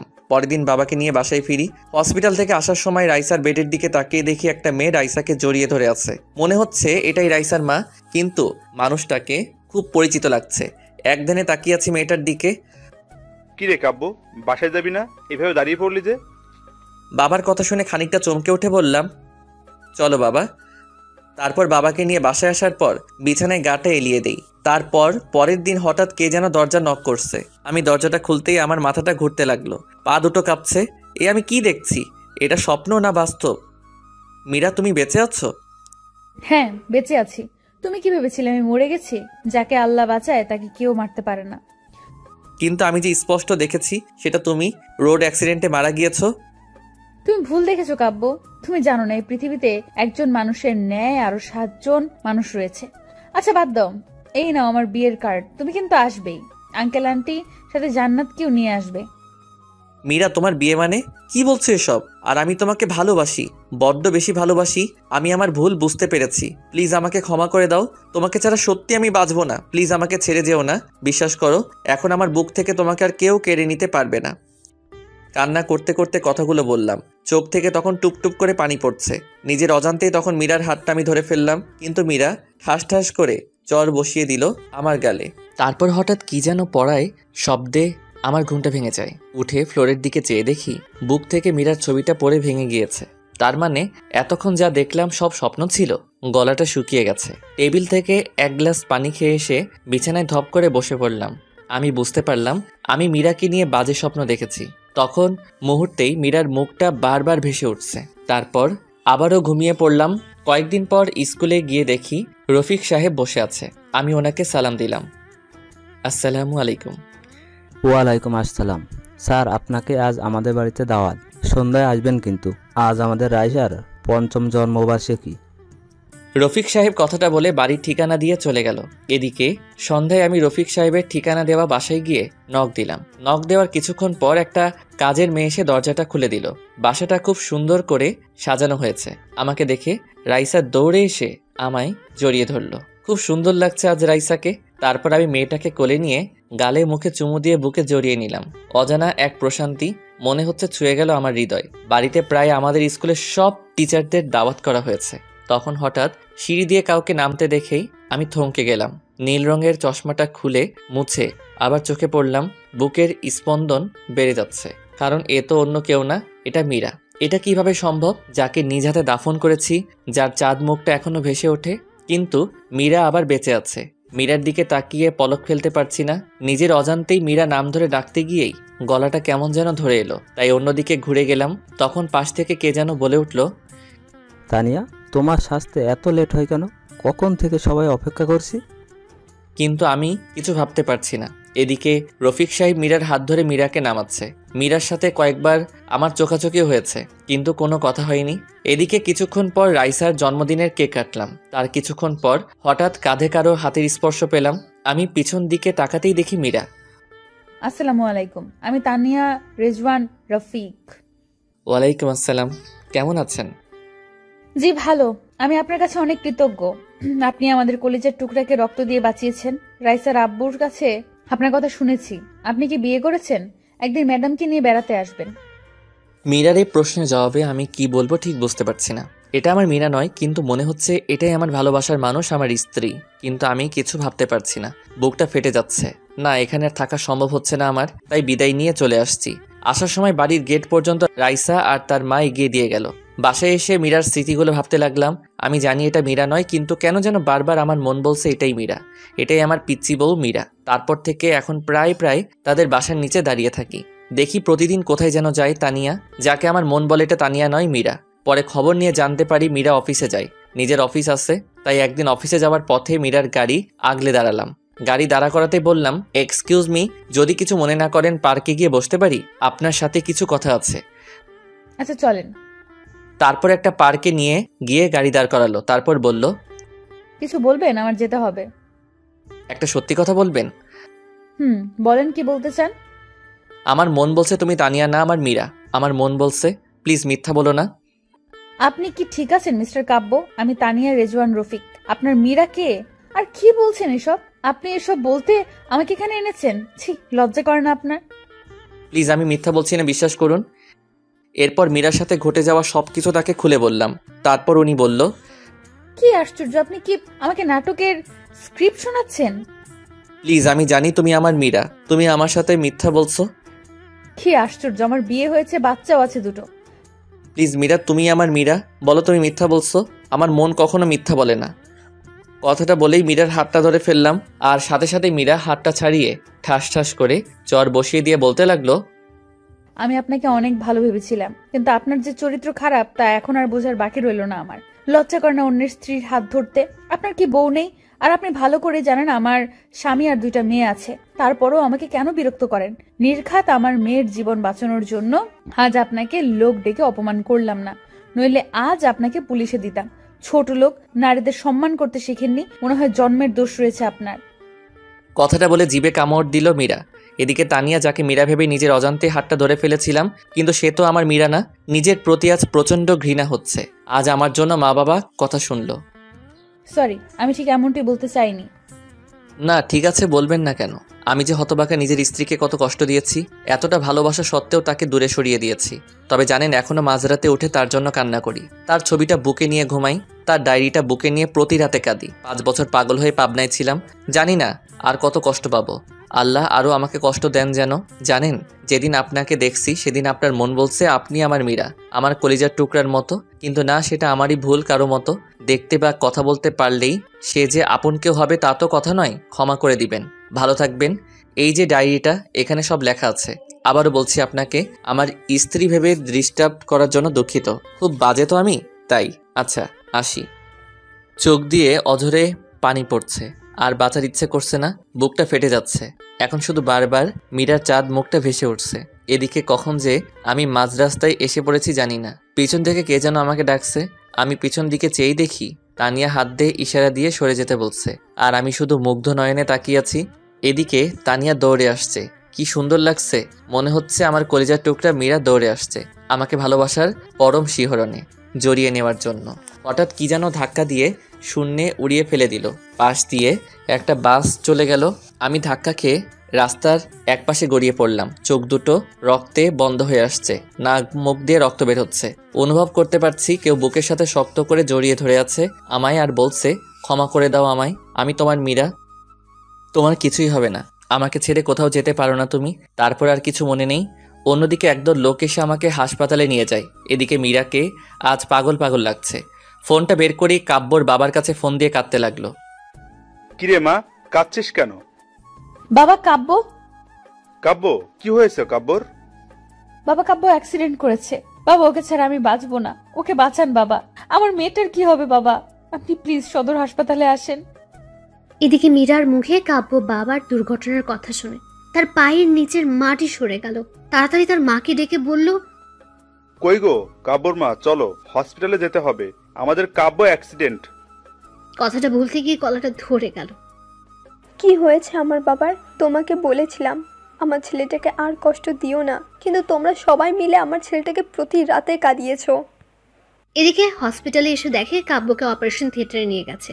মীরা কাঁদছে। রফিক সাহেবও আসছে, মীরাকে বোঝাচ্ছে। মীরা মাকে জড়িয়ে ধরে কাঁদতে কাঁদতে বলল, মা ও কোনো কথা বলছে না, ওকে ছাড়া সত্যি আমি মরে যাব। ওই আমার নিঃশ্বাস, আমি বাঁচবো না মা কাব্যকে ছাড়া। ওকে চিরদিনের জন্য পাওয়ার জন্য কত কিছুই না করেছি। এখনো প্রতি রাতে তার দেওয়া শেষ অবলম্বন রাইসাকে বুকে নিয়ে বেঁচে আছি। তখন হঠাৎ অপারেশন থিয়েটার থেকে একজন ডাক্তার বেরিয়ে আসতে মীরা দৌড়ে গেল। প্লিজ ডাক্তার বলেন আমার স্বামী কেমন আছে, ওর কিছু হবে না তো? প্লিজ ডক্টর, চুপ করে থাকবেন না। কিন্তু ডাক্তার চোখ থেকে পানি ছেড়ে দিয়ে বলল, দেখুন, আমরা আমাদের সর্বাত্মক চেষ্টা করেছি, কিন্তু এখন আমাদের আর করার কিছু নেই। আল্লাহকে ডাকেন, তিনি যদি ইচ্ছা করেন তাহলে বাঁচাতে পারেন। রোগী ক্রিটিক্যাল অবস্থায় আছে। ডাক্তারের কথা শুনে মীরার পায়ের তলার মাটি সরে গেল। চোখ থেকে টুপটাপ করে পানি ছুটছে। ডক্টর সাহেব, আমি কি কাব্যের সাথে দেখা করতে পারি? যান, তবে কোনো কথা বলবেন না। এদিকে মীরা ডাক্তারের কথা মতো ক্যাবিনে ঢুকতেই বুকটা হু হু করে কেঁদে দিল। সারা মুখ ব্যান্ডেজ করা, মুখে অক্সিজেন মাস্ক লাগানো। খুব কষ্ট লাগছে মীরার কাছে। কাব্যের মায়াবী মুখটা বারবার ভেসে উঠছে। মীরা কিছু ভাবতে পারছে না। তখন কাব্যের পা দুটি জড়িয়ে ধরে কাঁদতে লাগলো, আর কাঁদতে কাঁদতে বলল, কাব্য প্লিজ আমায় ক্ষমা করে দাও, আমায় ছেড়ে কোথাও যেও না, তোমার পায়ের নিচে থাকতে দিও আমায়। তোমার পায়ের নিচে যে আমার সব সুখ। আমি তোমাকে অনেক কষ্ট দিয়েছি, প্লিজ আমায় ছেড়ে দিও না। তুমি না বলেছো তোমার যদি কখনো মেয়ে হয় তার নাম রাইসা রাখবে? তুমি জানো না রাইসা তোমার আর আমার মেয়ে, জানো? তোমার মেয়ে জানে তুমি ওর বাবা। তোমাকে কতবার বাবা ডেকে বুকে জড়িয়ে নিতে চেয়েছিল, কিন্তু আমি তোমাকে বাবা বলে ডাকতে দেইনি। তুমি তোমার মেয়েকে বুকে জড়িয়ে নেবে না? ওই তোমার জীবন, আমার বেঁচে থাকার অবলম্বন। তোমাকে ছাড়া যে আমাকে কল্পনাও করতে পারি না। কথাগুলো বলতে বলতে পা দুটো বুকের সাথে জড়িয়ে কাঁদতে লাগলো, আর সমানে চুমু খেতে লাগলো। এদিকে পেছন থেকে একজন নার্স এসব দেখে নিজের অজান্তে কেঁদে দিয়েছে। তারপর মীরার কাঁধে হাত রেখে বলল, বোন প্লিজ এভাবে কান্না করো না, রোগীর ক্ষতি হবে, আল্লাহকে ডাকো। নার্সের কথা শুনে কাব্যের পা ছেড়ে দিলাম। কলিজাটা ফেটে যাচ্ছে। বাসা থেকে ফোন দিল, রাইসা নাকি খুব কাঁদছে। তার বাবার জন্য কেউ তার কান্না থামাতে পারছে না। রাইসা শুনেছে কাব্য নাকি অ্যাক্সিডেন্ট করেছে। তারপর আমি বাবাকে বলে বাসায় যাওয়ার জন্য বের হতেই এক লোক বলল, ম্যাডাম, হসপিটালে আসার সময় আপনার হাতে ডায়েরিটা ছিল।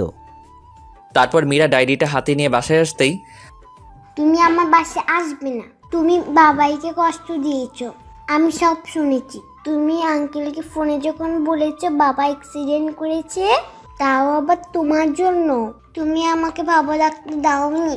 আমার বাবা অনেক ভালো, আমার জন্য সেদিন কান ধরেছিল, আমাকে জড়িয়ে ধরেছিল, আমাকে আদর করেছিল। আমি বাবাই ডাকতে চেয়েও আমি বাবাই দেখতে পারিনি, কারণ তুমি ডাকতে নিষেধ করেছে বলে। তুমি ছোটবেলায় বাবার ছবি দেখে বলেছো এটা তোর বাবা, যেদিন বাবাকে প্রথম দেখলাম সেদিন দৌড়ে বাবার কোলে গেলাম, কিন্তু বলতে পারিনি তুমি আমায় ছেড়ে কোথাও যাবে না। যেদিন স্কুলের মেয়েরা বাবার কোলে চড়তো তখন তাদের বাবা তাদেরকে জড়িয়ে রাখত, তখন আমি তাদের দিকে চেয়ে থাকি, আমার খুব কষ্ট লাগতো। কান্না করতে করতে কথাগুলো বলল রাইসা। রাইসা মামুনি, বাবাই ভালো হয়ে যাবে। মা আমার, তুমি কেঁদো না। তুমি আমার মা ডাকবে না, তুমি আমার কেউ না, তুমি আমার বাবাইকে কষ্ট দিয়েছো। আমার বাবাইকে বাবাই বলে ডাকতে দাওনি কেন? কথাগুলো বলে কাঁদতে কাঁদতে রুমে গিয়ে দরজা লাগিয়ে দিল রাইসা। আমি কি করব? রাইসার কথাগুলো শুনে কলিজা ফেটে যাচ্ছে। সত্যি তো, তোর বাবার থেকে রাইসাকে আমি দূরে রেখেছি। বারবার কাব্যের কথা মনে পড়ছে। রফিক ভাইয়াও কিছু বলছে না, শুধু বলল, মানুষটাকে বড্ড বেশি কষ্ট দেওয়া হয়ে গেছে রে মীরা। তারপর আমি দরজাটা লাগিয়ে বিছানায় শুয়ে বালিশে মুখটা লাগিয়ে কাঁদতে লাগলাম। হঠাৎ মনে পড়লো কাব্য একটা ডায়েরি লিখে গেছে। টেবিলের উপর থেকে ডায়েরিটা তুলে বুকে জড়িয়ে নিলাম। তারপর ডায়েরিটা খুলতেই আমি চমকে গেলাম। ডায়েরির প্রথম পৃষ্ঠায় লেখা, আমার এই হৃদয় লিখিলাম তোমার ইনাম। ডায়েরির পরের পাতা উল্টাতেই, ওগো হৃদয় রাঙিনী, জানি না কিভাবে শুরু করব। আমি যে অনেক বড় অপরাধী। তোমার অবুঝ ভালোবাসাকে আমি অবহেলা করেছি। জানো, যেদিন তোমাকে হারিয়ে ফেলেছি সেদিন বুঝেছি তুমি কতটা জোরে আমার জীবনে ছিলে। জানো, প্রতিদিন তোমার জন্য কেঁদেছি। মাঝরাতে উঠে আল্লাহর কাছে চাইতাম যেন আল্লাহ তাআলা তোমাকে আমার করে দেয়। প্রতি রাতে তোমার ছবিটা বুকে নিয়ে ঘুমাতাম, তোমার ছবি বুকে নিয়ে কাঁদতাম। জানো, মানুষ মারা গেলে নাকি তারা হয়ে যায়, তাই প্রতি সন্ধ্যায় আকাশের তারাদের সাথে কথা বলতাম যেন আমার হৃদয় রাঙিনীকে তারা যেন কষ্ট না দেয়। রাতের আকাশের সবচেয়ে উজ্জ্বল তারাকে তুমি মনে করে কাঁদতাম আর বলতাম, অভিমান ভেঙে এসো না, জড়িয়ে নাও তোমাতে, আমি যে আর পারছি না তোমার বিরহে, এসব বলে কাঁদতাম। কিন্তু তুমি এতটাই আমার প্রতি অভিমান করেছিলে যে যার জন্য আমার সাথে কথা বলো না, শুধু করুণ দৃষ্টিতে আমার দিকে তাকিয়ে থাকতে। সত্যি কি তুমি আমাকে ক্ষমা করবে না? জানো, খুব ইচ্ছা করে তোমাকে এই মরুর বুকে জড়িয়ে নিয়ে শান্ত করতে আমারই প্রাণ। মীরা, জানো, আজ একটা বাচ্চা মেয়েকে দেখে তোমার কথা বড্ড বেশি মনে পড়ছে। বাচ্চাটা দেখতে ঠিক তোমার মতোই। আমি এতটাও হতভাগী, নিজের বাচ্চাকে নিজের হাতে নষ্ট করেছি। জানো, এখনো সেই রাতের কথাগুলো ভুলতে পারি না। তোমাকে দেওয়া প্রতিটা চরের আঘাত আমার কলিজাতে লেগেছে। জানো, পরের দিন যখন বাচ্চাটাকে ব্লাড দিলাম সেদিন মনে হয়েছে আমার খুব কাছের কাউকে আমি রক্ত দিচ্ছি।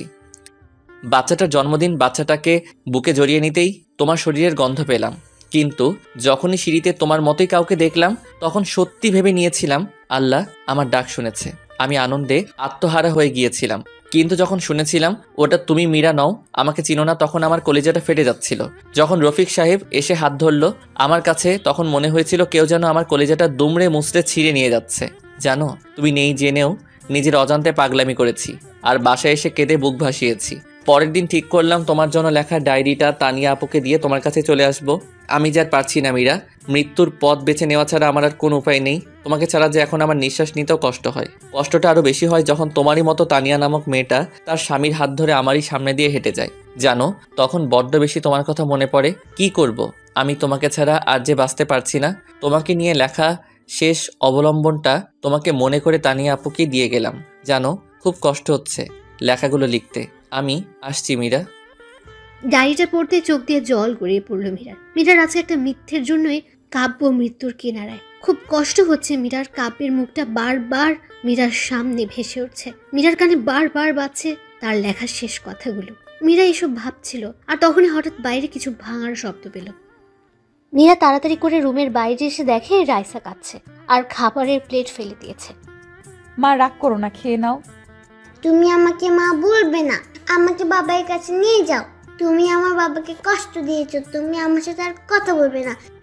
প্লিজ রাইসা, মা আমার, তোমার বাবার কিছুই হবে না। প্লিজ কান্না করো না, খেয়ে নাও। আমাকে বাবার কাছে নিয়ে যাও, আমি বাবাকে না ডেকে খাবো না। হঠাৎ তখনই সবুজকে ঘরে আসতে দেখেই মীরা ভাইয়া বলে কেঁদে দিয়ে বলল, ভাইয়া, কাব্য বাঁচবে না। কাব্যকে ছাড়া আমিও যে বাঁচবো না। সবুজ মীরাকে বুকে নিয়ে সান্ত্বনা দিয়ে বলল, কান্না করিস না বোন, আল্লাহ তাআলা সব ঠিক করে দিবেন। তোর কান্না যে আমি দেখতে পারি না। মা বাবাকে তো ছোটবেলায় হারিয়েছি, তানিয়াটাকেও প্রথম দেখাতেই হারিয়ে ফেলেছি। তোকে খুন করার জন্য সাথী নামের মেয়েটা কন্টাক্ট করেছিল। তোকে খুন করতে এসে তোর গলার লকেট দেখেই চিনে ফেলি তুই আমার ছোটবেলায় হারিয়ে যাওয়া বোন মীরা। কিন্তু সে সময় তানিয়াকে গাড়ির নিচে পিস্ট হতে দেখি। তো চেহারা তানিয়ার মতোই ছিল। তাই যখন দেখলাম তানিয়া রাস্তার পাশে পড়ে আছে, দৌড়ে বুকে টেনে নেই। সন্ত্রাসী ছিলাম, মানুষের রক্ত দেখলে হাসি পাইতো, কিন্তু যখন নিজের বোনের রক্ত আমার শার্ট ভিজে যাচ্ছিল তখন বুঝেছি আপন মানুষের রক্ত শুধু তার শরীর থেকে ঝরে না, আপন মানুষটির কলিজা থেকেও ঝরে। তোকে আর তানিয়াকে পেয়ে অন্ধকার রাস্তা থেকে সরে আসি। তারপর কাব্যর বাবার প্ল্যান অনুযায়ী তানিয়াকে মীরা বানিয়ে কাব্যর বাড়িতে পাঠাই, আর রিসি পাই তার মাকে। রিসির বাবা রফিক ভাইয়ার সাথে সব প্ল্যান করি, কিন্তু এজন্য যে কাব্য আজকে মৃত্যুর মুখোমুখি হবে তা জানলে কখনো এতটা মিথ্যার আশ্রয় নিতাম না। এদিকে হঠাৎ রাইসা দৌড়ে এসে মীরাকে জড়িয়ে ধরে বলল, মম চলো না বাবার কাছে, আমার সাথে বাবা কথা বলবে। বাবা তোমাদের সবার সাথে রাগ করে থাকলেও আমার সাথে রাগ করে থাকবে না। বাবাই যেন আমার সাথে রাগ করলে কান ধরে উদ্বোস করতে হবে। তারপর মীরাকে কিছু বলতে দেওয়ার আগে রাইসা মীরাকে জোর করে গাড়িতে তুলে নিয়ে গাড়ি চালাতে বলল। মীরা রাইসাকে নিয়ে হসপিটালে আসতেই রাজের বাবার সাথে দেখা হলো। মারে, কেমন আছিস? বাবা, আমি সত্যি অনেক বড় অপরাধী হয়ে গেলাম। নিজের স্বামীকে কোনো স্ত্রী এতটা কষ্ট দিত না। বাবা, সত্যি কাব্যকে ছাড়া আমি বাঁচবো না। অন্যদিকে রাইসা তার রুমে গিয়েই বলতে লাগলো, বাবাই বাবাই কেমন আছো তুমি? কথা বলবে না আমার সাথে বাবাই? তোমাকে মম কষ্ট দিয়েছে তাই মমের সাথে আমি আর দিয়েছি। ঠিক করেছি না বাবাই? বাবা আমায় জড়িয়ে ধরে আম্মু ডাকবে না? হঠাৎ তখন একটা নার্স এসে বলল, মামনি, এখানে কথা বলা যাবে না। আপনি চুপ করেন তো, আমি আমার বাবার সাথে কথা বলছি। দেখছেন না? কথা বলবেন না একদম, বাবাই রাগ করবে। বাবা জানো মা তোমার জন্য কত কান্না করেছে? তোমাকে আমি ছোটবেলায় দেখেছি মায়ের সাথে একটু ছবিতে। বাবাই স্কুলের ছেলে মেয়েরা তার বাবার সাথে ঘুরে বেড়ায়, তাদের বাবা তাদেরকে চকলেট আইসক্রিম কিনে দেয়। আমি কিচ্ছু চাই না, তুমি কথা বলো বাবাই, তাহলেই হবে। কথা বলছো না কেন? দেখছো না তোমার রাইসা কাঁদছে? প্লিজ বাবা কথা বলো, আর চুপ করে দেখো না। তোমার এত অভিমান কিসের বাবাই? আমাকে একটু জড়িয়ে ধরো। মা তোমার জন্য রাতে ঘুমের মধ্যে কান্না করে। দেখো দেখো দাদু ভাইও কাঁদছে। আমি এখনো কিছুই খাইনি, তুমি আমাকে খাইয়ে দেবে না? তুমি আমাকে খাই না দিলে আমি খাবো না। কথা বলছো না কেন? আমার কষ্ট হচ্ছে বাবাই। এদিকে রাইসার কান্না দেখে সবাই কাঁদছে। মীরার কাছে মনে হচ্ছে তার কলিজাটা ফেটে যাচ্ছে। কিছুক্ষণ পর কাব্য কেমন যেন করতে লাগলো। ডাক্তার এসে দেখতে কেমন যেন নড়াচড়া বন্ধ করে দিল। তারপর রুম থেকে বের হয়ে ডাক্তার চোখের পানি ছেড়ে দিয়ে বলল, সরি। কথাটা শুনেই মীরা হসপিটালের ফ্লোরে পড়ে গেল। সরি, আমাদের আর কিছু করার নেই। আপনারা আল্লাহকে ডাকেন, আল্লাহ যদি তাকে স্বয়ং সুস্থ করে দেয়। ডাক্তারের কথাটা শুনেই মীরা হসপিটালের ফ্লোরে পড়ে গেল। তারপর সবাই মীরাকে নিয়ে বেডে শুয়ে দিল। এদিকে সবাই কান্না করছে। রাইসা গিয়ে কাব্যের মাথায় হাত বুলিয়ে দিচ্ছে আর বাবাই বাবাই করে ডাকছে। রাইসার কান্না দেখে সবাই কাঁদছে। কাব্যের স্যালাইন নেওয়াও বন্ধ হয়ে গেছে। হঠাৎ তখনই ডাক্তার এসে কাব্যের মুখ থেকে অক্সিজেন মাস্ক খুলে দিল। তারপর স্যালাইনটাও খুলে দিয়ে বলল, কাব্য আর কোনোদিন ফিরবে না, যা ভেবেছিলাম তাই হলো। এদিকে মীরা ভাবতে পারছে না কাব্য মারা গেছে। সবাই কান্না করছে। মীরা নিস্তব্ধ হয়ে গেছে। রাইসা কাঁদছে আর বলছে, বাবাই ও বাবাই কথা বলো বাবাই, কথা বলবে না আমার সাথে? বাবাই তুমি আর আমাকে প্রাপ্তি দেবে না? আমার খুব কষ্ট হচ্ছে বাবাই। আল্লাহকে পিচ্ছি বলে আমার চোখের পানি দেখে না। ও আল্লাহ, তুমি তো বলেছো ছোট বাচ্চারা নিষ্পাপ হয়, তাদের কোনো পাপ থাকে না, তাদের কথা গ্রাহ্য করতে পারো না। ও আল্লাহ দেখো আমি কাঁদছি, তুমি আমার বাবাইকে বলো আমার সাথে কথা বলতে। তুমি কথা বলতে বললে বাবাই আর চুপ করে থাকতে পারবে না। দেখো তো বাবাই আমার সাথে অভিমান করেছে, আমাকে তো কোলেই নেয় না, আদরও করে না, আমার কষ্ট হয় না বুঝি? বাবাই ও বাবাই কথা বলো। মামা দেখো বাবাই কথা বলছে না, বাবাইকে বলো কথা বলতে। এদিকে সবাই কাব্যের জানাজা করে কবরে নিয়ে যাচ্ছে। মীরা বাক রুদ্ধ হয়ে গেছে। ফ্যাল ফ্যাল করে তাকিয়ে আছে কাব্যের চলে যাওয়ার দিকে। মীরার কলিজাটা ফেটে যাচ্ছে। আজ একটা ভুলের জন্য কাব্য সারা জীবনের জন্য হারিয়ে গেল মীরার জীবন থেকে। মম বাবাকে কোথায় নিয়ে যায়? বলো না মা, বাবাকে সবাই কোথায় নিয়ে যায়? বাবাকে ডাক করেছে তাই নিয়ে যাচ্ছে। বাবা আবার কখন আসবে মা? বললো না মা, আমার বাবাকে সবাই কোথায় নিয়ে যায়? রাইসার কথা শুনে মীরার কষ্টে বুকটা ফেটে যাচ্ছে, নিঃশ্বাস নিতে কষ্ট হচ্ছে। রাইসাকে বুকের সাথে শক্ত করে জড়িয়ে ধরেছে মীরা। রাইসাকে কি বলবে সে উত্তর যে মীরার কাছে নেই। এদিকে কাব্যকে কবরে নামালে মীরা আর থাকতে পারে না, দৌড়ে চলে যায় কবরের কাছে, গিয়ে বলতে লাগলো, আমি আমার স্বামীকে কোথাও যেতে দেব না, তোমরা কেউ আমার স্বামীকে দূরে সরিয়ে দিও না। এদিকে মীরার চিৎকার চেঁচামেচি শুনে কাব্যের বাবা মীরাকে গিয়ে জিজ্ঞেস করলো, কি হয়েছে মা, তুই কাঁদছিস কেন? বাবা কাব্যকে কবর দিয়ে দিচ্ছে। বাবা প্লিজ কাব্যকে কবর দিতে দিয়েন না, ওকে ছাড়া আমি বাঁচবো না। বাবা সত্যি ওকে ছাড়া মরে যাব। মারে, তুই দুঃস্বপ্ন দেখছিস। কাব্য বেঁচে আছে, ডাক্তার আল্লাহকে ডাকতে বলল। আমি জানি তুই কাব্যকে অনেক ভালোবাসিস, এত কষ্ট দেওয়ার পরেও তুই ওকেই ভালোবেসে গিয়েছিস। বাবা কাব্য কোথায়? কাব্যর বেডে। তারপর মীরা দৌড়ে কাব্যের ব্যাটে গিয়ে দেখে রাইসা কাব্যের বুকে শুয়ে আছে, মুখে অক্সিজেন মাস্ক লাগানো, শরীরে স্যালাইন দিচ্ছে। মীরা তাড়াতাড়ি গিয়ে কাব্যের কপালে চুমু দিয়ে কাব্যের পা ধরে কাঁদতে লাগলো। প্লিজ তুমি আমাকে ছেড়ে দিও না, কিভাবে বাঁচবো আমি তোমায় ছাড়া? তুমি যে আমার জীবন, তুমি যে আমার ভালোবাসা। প্লিজ ম্যাডাম, এভাবে কাঁদবেন না, পেশেন্টের সমস্যা হবে, পারলে আল্লাহকে ডাকেন। তারপর মীরা ঘড়ির দিকে তাকিয়ে দেখে রাত 1টা বাজে। মীরা তাড়াতাড়ি গিয়ে 2 রাকাত নফল নামাজ শেষ করলো। মোনাজাতে 2 হাত উত্তোলন করে বলতে লাগলো, হে পরম করুণাময় আল্লাহ তাআলা, হে রহিম রহমান, এই শেষ রাতে পৃথিবীর সকল মানুষ যখন ঘুমন্ত, এমন সময় তোমার পবিত্র দরবারে 2টি হাত তুলে ধরেছি। ছোটকালেই মা বাবাকে হারিয়েছি, বাবার স্নেহ কি জিনিস কখনো তা পাইনি মায়ের ভালোবাসা। এখন আমার জীবনের একমাত্র অবলম্বন আমার স্বামী। আজ আমার স্বামীর জীবন ভিক্ষা চাই তোমার দরবারে। হে আল্লাহ, ফকির এক দরজায় ভিক্ষা না পেলে আরেক দরজায় যায়, আর তুমি ছাড়া তো আমার কোনো দরজা নাই। এই ভিখারিনীকে তুমি খালি হাতে ফিরিয়ে দিও না।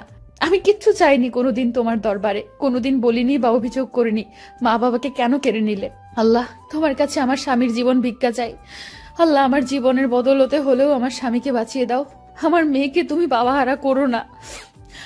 আল্লাহ তাআলা, আল্লাহ, সন্তান কাঁদলে নাকি মা সহ্য করতে পারে না।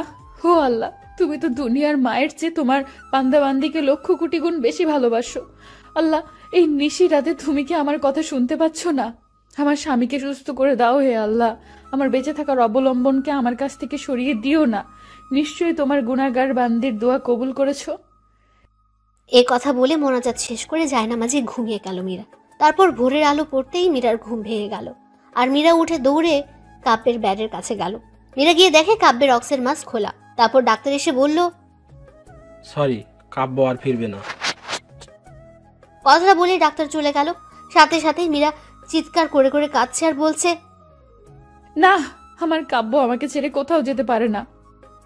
তখন সাথে সাথে কাব্যের পা দুটো জড়িয়ে ধরে বলতে লাগলো, এই তুমি আমাকে ছেড়ে যেও না, আমি সত্যি তোমাকে ছাড়া বাঁচবো না। তোমার বুকেই যে আমার শেষ ঠিকানা, প্লিজ কথা বলো, আর চুপ করে থেকো না। এসব বলছে আর কাব্যের পা জড়িয়ে ধরে কাঁদছে মীরা। মীরা কাঁদতে কাঁদতে কাব্যের কপালে গিয়ে ভালোবাসার স্পর্শ রেখে দিল। আর তখন কে যেন মীরাকে শক্ত করে জড়িয়ে ধরলো। মীরা মাথা তুলে তাকিয়ে দেখে কাব্য মীরাকে শক্ত করে জড়িয়ে ধরেছে। তারপর কাব্য বলছে, আমি কি আমার পিচ্চি বউটাকে রেখে মরতে পারি? আমি যে আমার পিচ্চি বইটাকে বড্ড বেশি ভালোবাসি, আমার পিচ্চিটাকে কি জড়িয়ে ধরতে পারি? যা দুষ্টু। কথাটা বলেই কাব্যের বুকে মুখ লুকালো মীরা। এই কি করছো? শার্ট তো ভিজে গেল। ভিজুক, কেন কষ্ট দিলে আমায়? তুমিও তো আমাকে কম কষ্ট দাওনি। 5 বছর তোমাকে ছাড়া কাটিয়েছি, তাই আমিও ডাক্তারকে সবকিছু বলে ডাক্তারের সাথে প্ল্যান করে এসব করেছি। তবে হ্যাঁ, অ্যাক্সিডেন্ট কিন্তু সত্যি সত্যি হয়েছিল। আচ্ছা মীরা, সত্যি যদি আমি হারিয়ে যেতাম? কথাটা বলার সাথে সাথেই মীরা আমার মুখে হাত দিয়ে ফেলল। কি বলছো? তাহলে আমার কি হবে? এখনো তো বাসরাত বাকি, আর এখন আমি কিন্তু আর পিচ্ছি না। আমি তখন হেসে দিয়ে মীরাকে জড়িয়ে ধরলাম, আর তখনই হঠাৎ রাইসা এসে বলল, বাবাই শুধু মাকে আদর করবে, আমায় আদর করবে না? তারপর আমি রাইসাকে কোলে নিয়ে দুজনেই হেসে দিলাম।